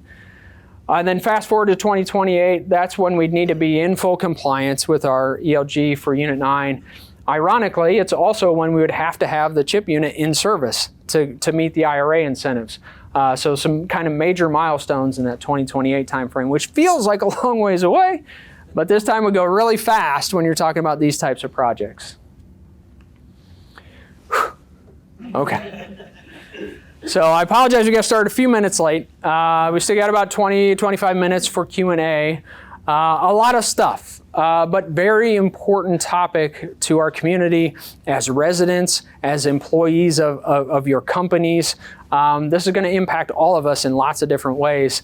And it's going to impact how reliable our system is, what we pay for electricity, and then also the impact on the environment and the impact on the climate. So these are decisions that are very important. And hopefully what you pick up on is we put a lot of thought and effort and consideration to making these decisions because we recognize how important they are. So with that, I'll open it up to questions. And Erica, our Director of Customer and Technology Experience, is going to help facilitate some of the Q&A. We've got a microphone to wander around with, make sure everybody can hear. Raise a hand. Anybody? All right, now. All right, if you could start by giving your name, address, and MPW services. My name is Mike Waddell. I'm with Bear. My services that I'm using is really just the power and the telephone. The question I have is, you have a lot of companies here that employ a lot of people, and jobs are more easily transferable between different units in other states due to power and other costs. What are your plans to make sure you can continue to support the local companies to make sure they can retain their employees and actually hopefully grow them with cheaper costs? Yeah. I think it's an excellent question, and it kind of ties back to this balanced approach to me. Making sure that the system is reliable so that those operations perform well within that portfolio of a large company and that the costs are low. Because as you're probably familiar, some of this stuff could be produced at multiple locations. And energy cost is one of the biggest components of how you produce a product. So if you can keep those energy rates low, that means you're more likely to get that production at this facility in Muscatine. And that helps all of us. It helps create more jobs. It creates more economic activity in Muscatine. So we think that's a big part of why, to me, that reliability and affordability piece are so important to those large employers. Hopefully that answered your question.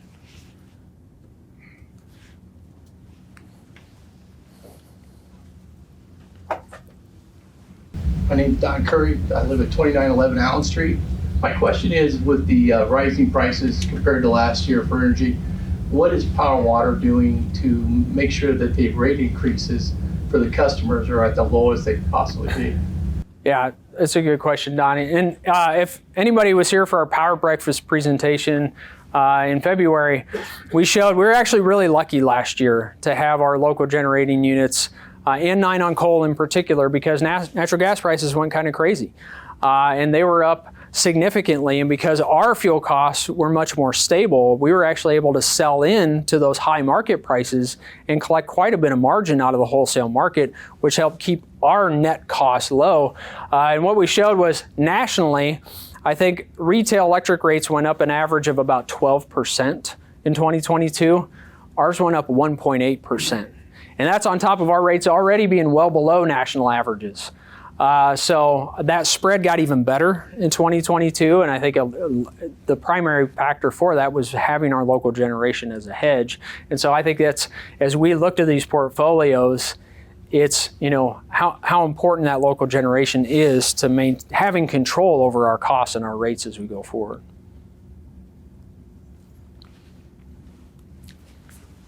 Hi, Karen Cooney over on Germany Drive.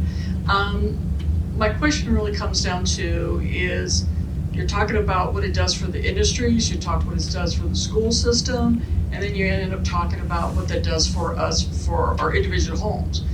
But the question I guess I'm trying to pull for myself is, what do you want me to do as a customer, to help make sure that, are you talking, because I noticed how you talked about the solar system and all of that capacities. More for individual homes? You're talking like the school system to have their own, industries to have their own solar. What can we do to make sure that we're helping with getting you to the capacity you need? Yeah, it's a great question. I think kind of two aspects of that. The first is energy efficiency.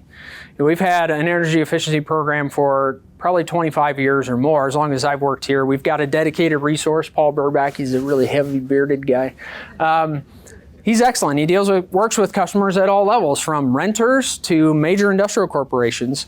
He'll come in, he can do an analysis, he can identify different upgrade ideas. He has a ton of spreadsheets that will forecast out what the energy savings and cost savings are, what the reductions in CO2 emissions are from those upgrades. So hey, that's one. If you can just reduce the amount of energy you use, you're benefiting your bill and you're benefiting the climate.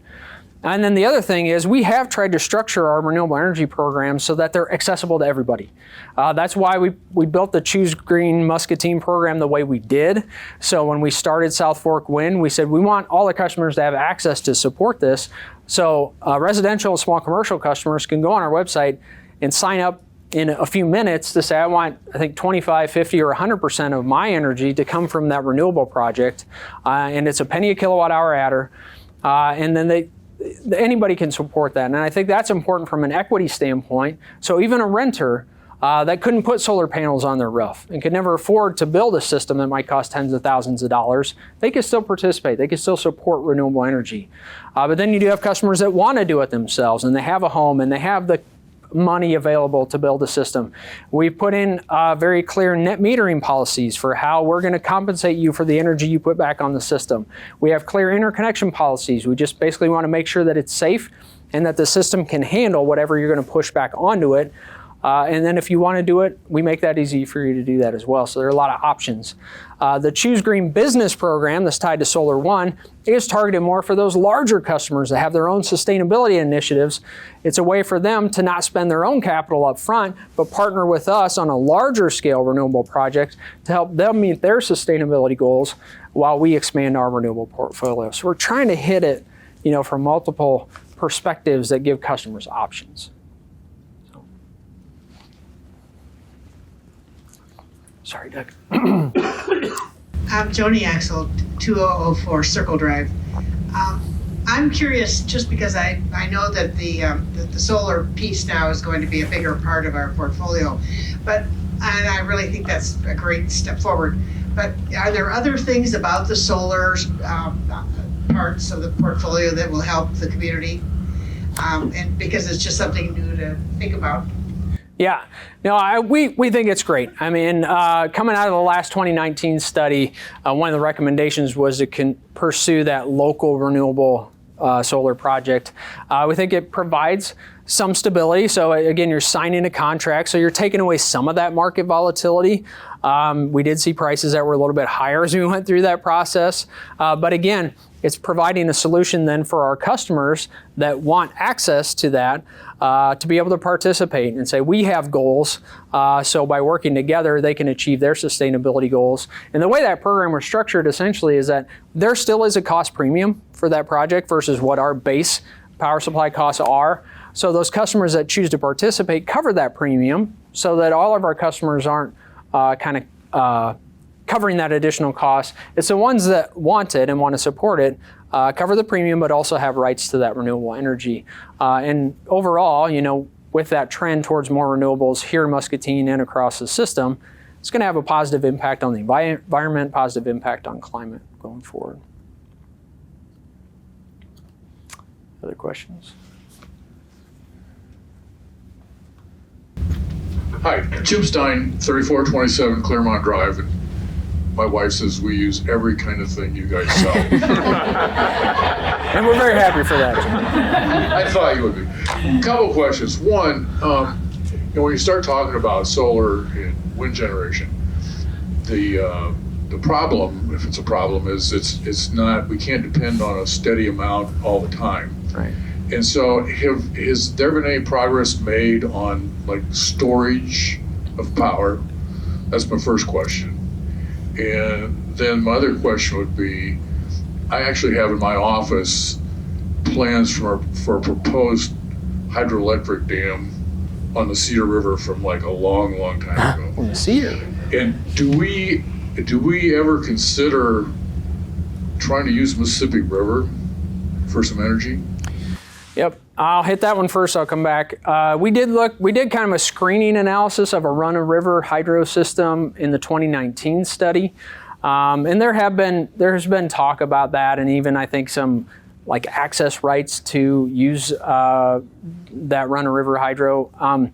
It just didn't pan out in terms of cost per megawatt of capacity because it still doesn't provide that much electrical output, and the cost of going through the design and permitting process and working with the Corps of Engineers, it would be pretty costly. And so we just didn't see it as a viable option. It's certainly something that could still be considered going forward, but it screened out pretty early last time. The Cedar River, I think, would be even harder, but energy storage. So obviously, lithium-ion batteries, certainly a great technology and a lot of advancements, and you're seeing those systems, added to solar projects, less so on wind. So the technology is there to store the energy and put it back on the system, but it's just when you try to go from just adding a little bit of renewables or a little bit of storage to the system to try and get to that true energy independence where it's all renewable, the amount of storage you need and the duration of it just gets so big, almost mind-boggling, almost $1 billion in batteries for Muscatine alone. It's huge. So that's, I think, the big challenge. And so there is a lot of R&D going into storage technology. There are different types of battery technology. There are what they call flow batteries that are meant to be a longer duration system, higher capital cost potentially up front, but would serve a longer duration and maybe have a lower O&M. But again, the cost of the technology and development is just not quite there yet. But I think the industry overall is really anxious for some sort of storage technology revolution that's really going to close that gap from where we're at today. And it might not necessarily be batteries. There are other types of storage. Doug talked about hydro. There's pumped hydro storage where you pump it up into a reservoir overnight and then you let it come back through hydro units during the day. There's compressed air storage systems where you can compress air in a cavern underground, and then when you need the energy, you take that compressed air and run it through a turbine. So there are different types of storage technologies, but we just still haven't seen that kind of true breakthrough that's going to get us there yet. Hydrogen is probably the biggest push from the federal government is trying to liquefy the hydrogen. You make it with all this excess renewable energy that you don't need at the time is a great way to produce hydrogen, and then you can liquefy it and transport it through the pipeline system. So that's a pretty big push on, but it's also storable. You can store that energy, and that's kind of the key to all of the renewable piece, is having some way to store it, and it's just not viable on a utility scale at this point. The duration, when you add batteries to a solar or a wind farm, that helps increase the capacity accreditation, because you've got more energy available when you need it, right? And that's really important. But trying to figure out whether or not the capacity payment is worth the cost of the batteries is somewhat speculative as well. So there's a lot of projects that are kind of testing the water at this point. Yeah.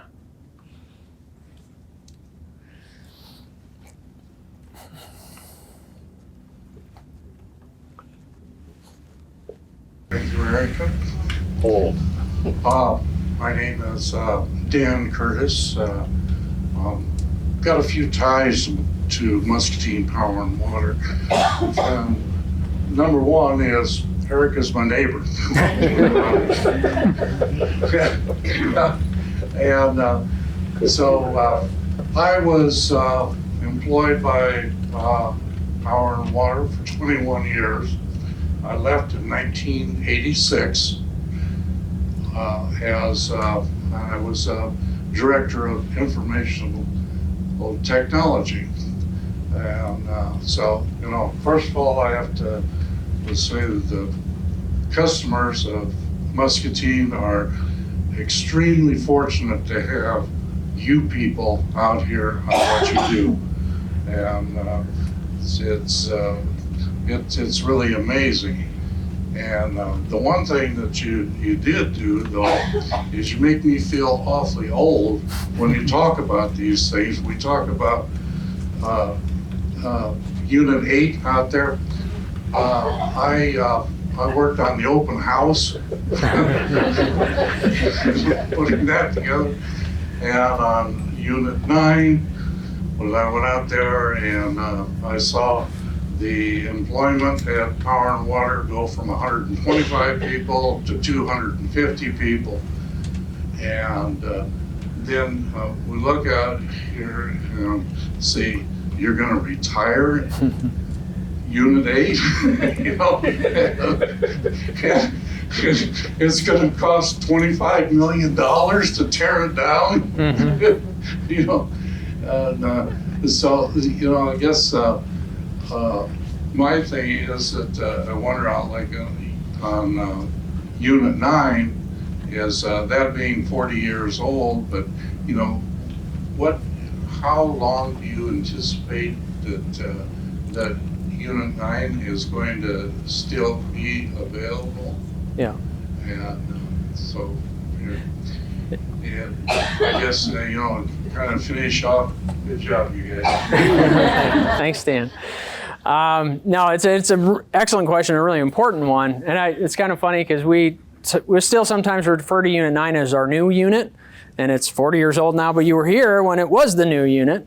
And it was nice and shiny. But as we've talked about, 40 years old, so if you assume it runs through this study period, now you're 60. So that's why for all the scenarios, we did assume that you would spend that demolition cost at the end of study period, that $26 million, just so we're fairly evaluating those options. So those costs are included. Doesn't necessarily mean that it would run that long, because there are going to be a lot of other factors that will play into that decision.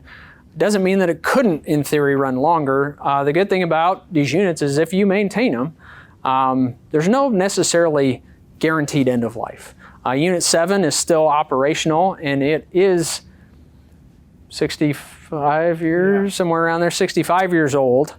If you maintain them and you take care of the equipment, there's no reason you can't continue to extend the life. I think there's just going to be a lot of other reasons that are going to play into ultimately a Unit 9 retirement decision. It probably and hopefully won't be just because it wears out.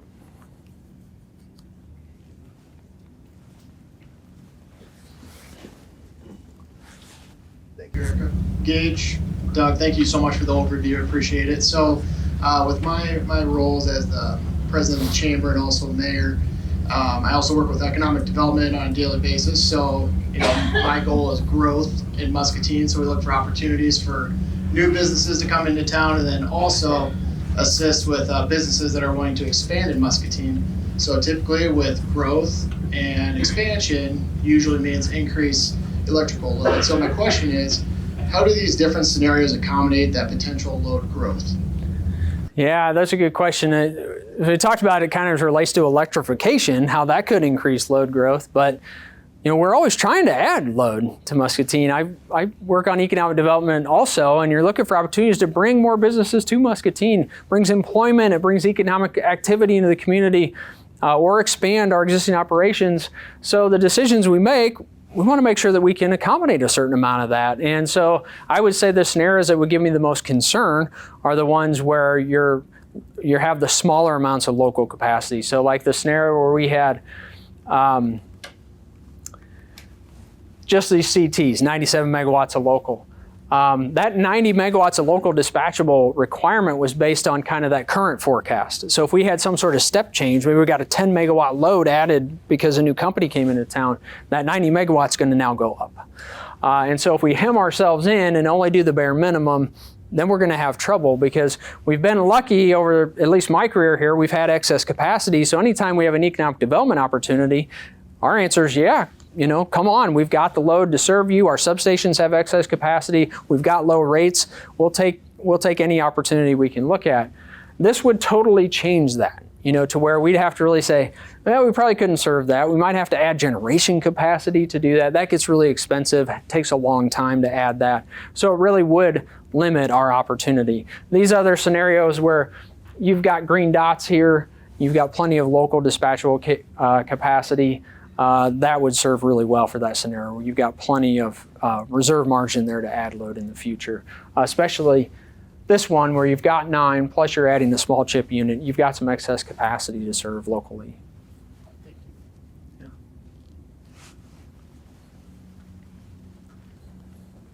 Jean Clark, 1221 Mulberry Avenue. Are you going to make these slides available on your website or somewhere where we can look at them more closely? Yeah. I had difficulty reading some of it. I can't believe you didn't absorb all that? So our plan, we are recording the presentation. Hello, everybody at home. So we are going to post the recording of the entire presentation, which will have, visuals of the slides out onto, I think, our YouTube page or a video on demand system as well. So I give you the opportunity to not just see the slides, but also hear, the explanations that Doug provided on the results too. And then certainly welcome to answer. Can you wait to see the actual slides? Yeah, I think it's not something we talked about specifically posing the slide deck, but let's take that as a talking point. We'll consider doing that. I think it's nice to have the explanation, the context of stuff when you look at it.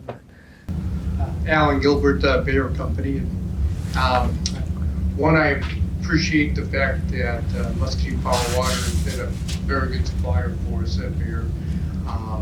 I appreciate the fact that I can call quickly and have someone down. Reliability is highly important for us.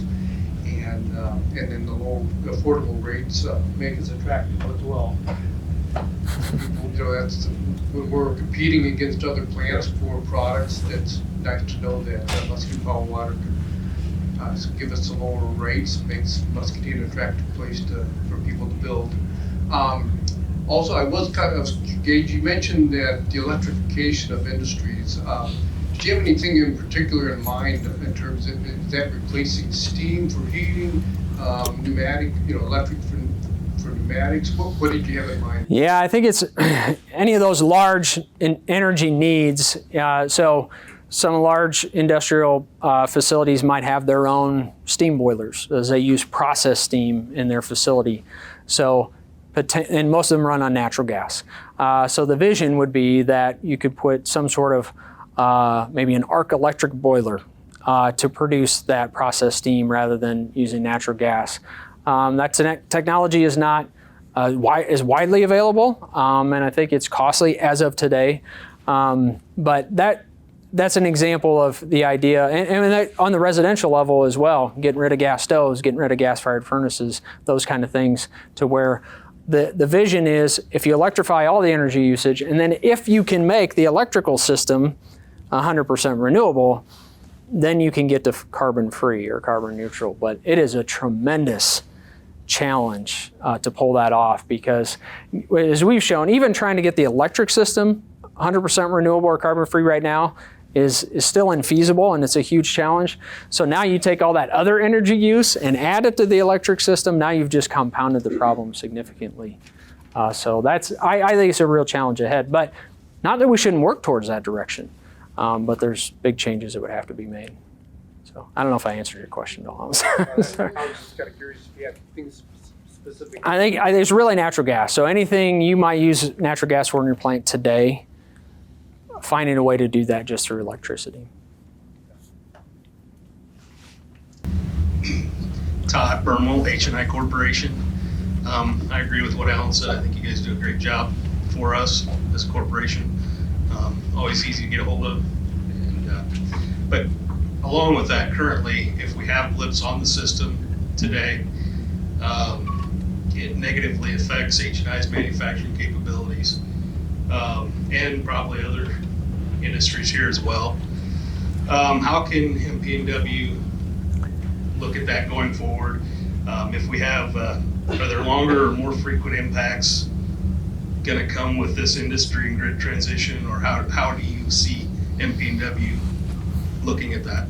Yeah, that's a great question, and I think two things come to mind when I think of the potential impacts is just the general intermittency of renewables, and depending on how much you're reliant on those renewables versus having something else to kind of provide voltage support.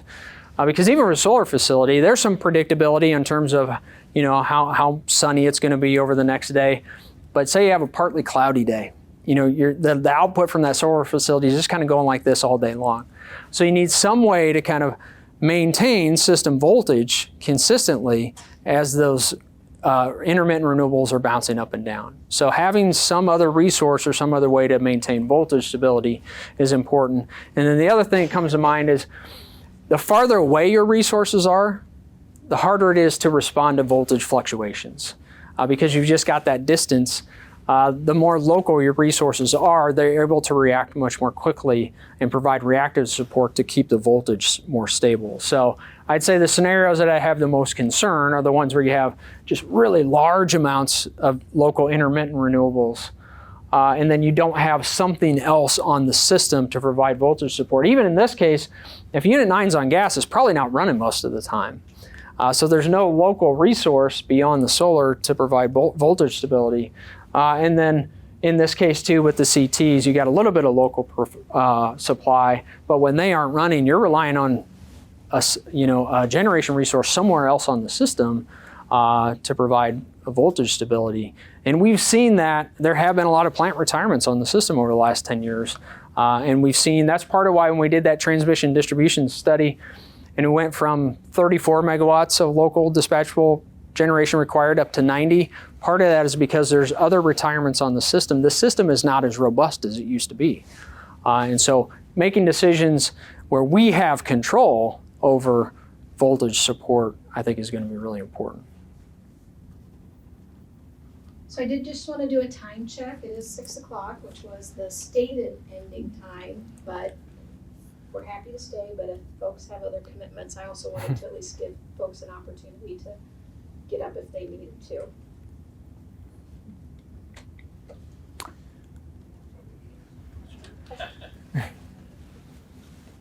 Quick question, Rich Dwyer with Penn Corporation. You talked about those power plants going off the grid and the works that that's creating. And you talked about the reliability. How do you go about weighting the reliability in your different scenarios? Yeah, it's a good question. Because, even this color-coded chart, we just kind of got one code for everything. But reliability, it's a balanced approach, but reliability to me still takes some precedence. Because it's not just beneficial to, being able to turn the lights on in your house. It can be life-threatening. And we've seen that in Texas during Winter Storm Uri, where they had parts of the system that were without power for long stretches of time, days on end. And it usually happens when the weather's the worst. Could be in the peak of summer, or it could be in the peak of winter, which I think we're going to see more of those issues in the next several years. It's deadly. People literally lose their lives when they don't have electricity or some form of energy during those events. We take that very seriously. So from a residential standpoint, that's the way I look at it. And from a business standpoint, just like Todd was saying, when we have a dip in the system where we do have an unplanned outage, that can cost thousands, hundreds of thousands, millions of dollars to your facility, even if it's just only for an hour or a few hours. So the scenarios where we have more redundancy in the system, in this case where we've got multiple units, so that if we have an unplanned event and a unit trips offline or a transmission line trips offline, that we can still support the system and the customers and wade through those contingencies. To us, that's still a very important aspect. Even though it's a balanced scorecard, reliability still is probably the most important one.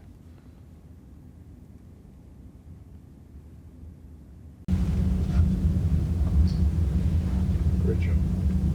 Anything else? Thank you. Let's go home and turn on some lights. So we do have our board chair, Kevin Fields, with us today, and just share a few comments. Yeah, first and foremost, thank you all for attending this.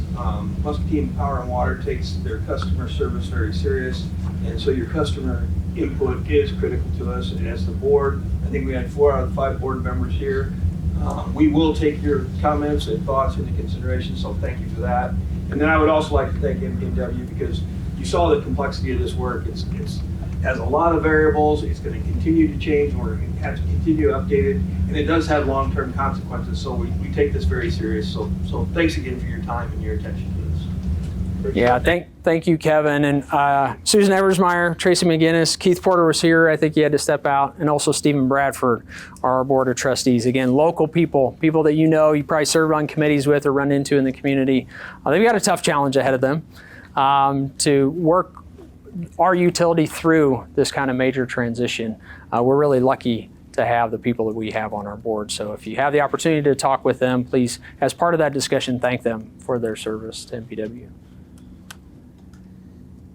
And if there's nothing else, I think we'll close. Thank you so much for your time, your interest, and engagement.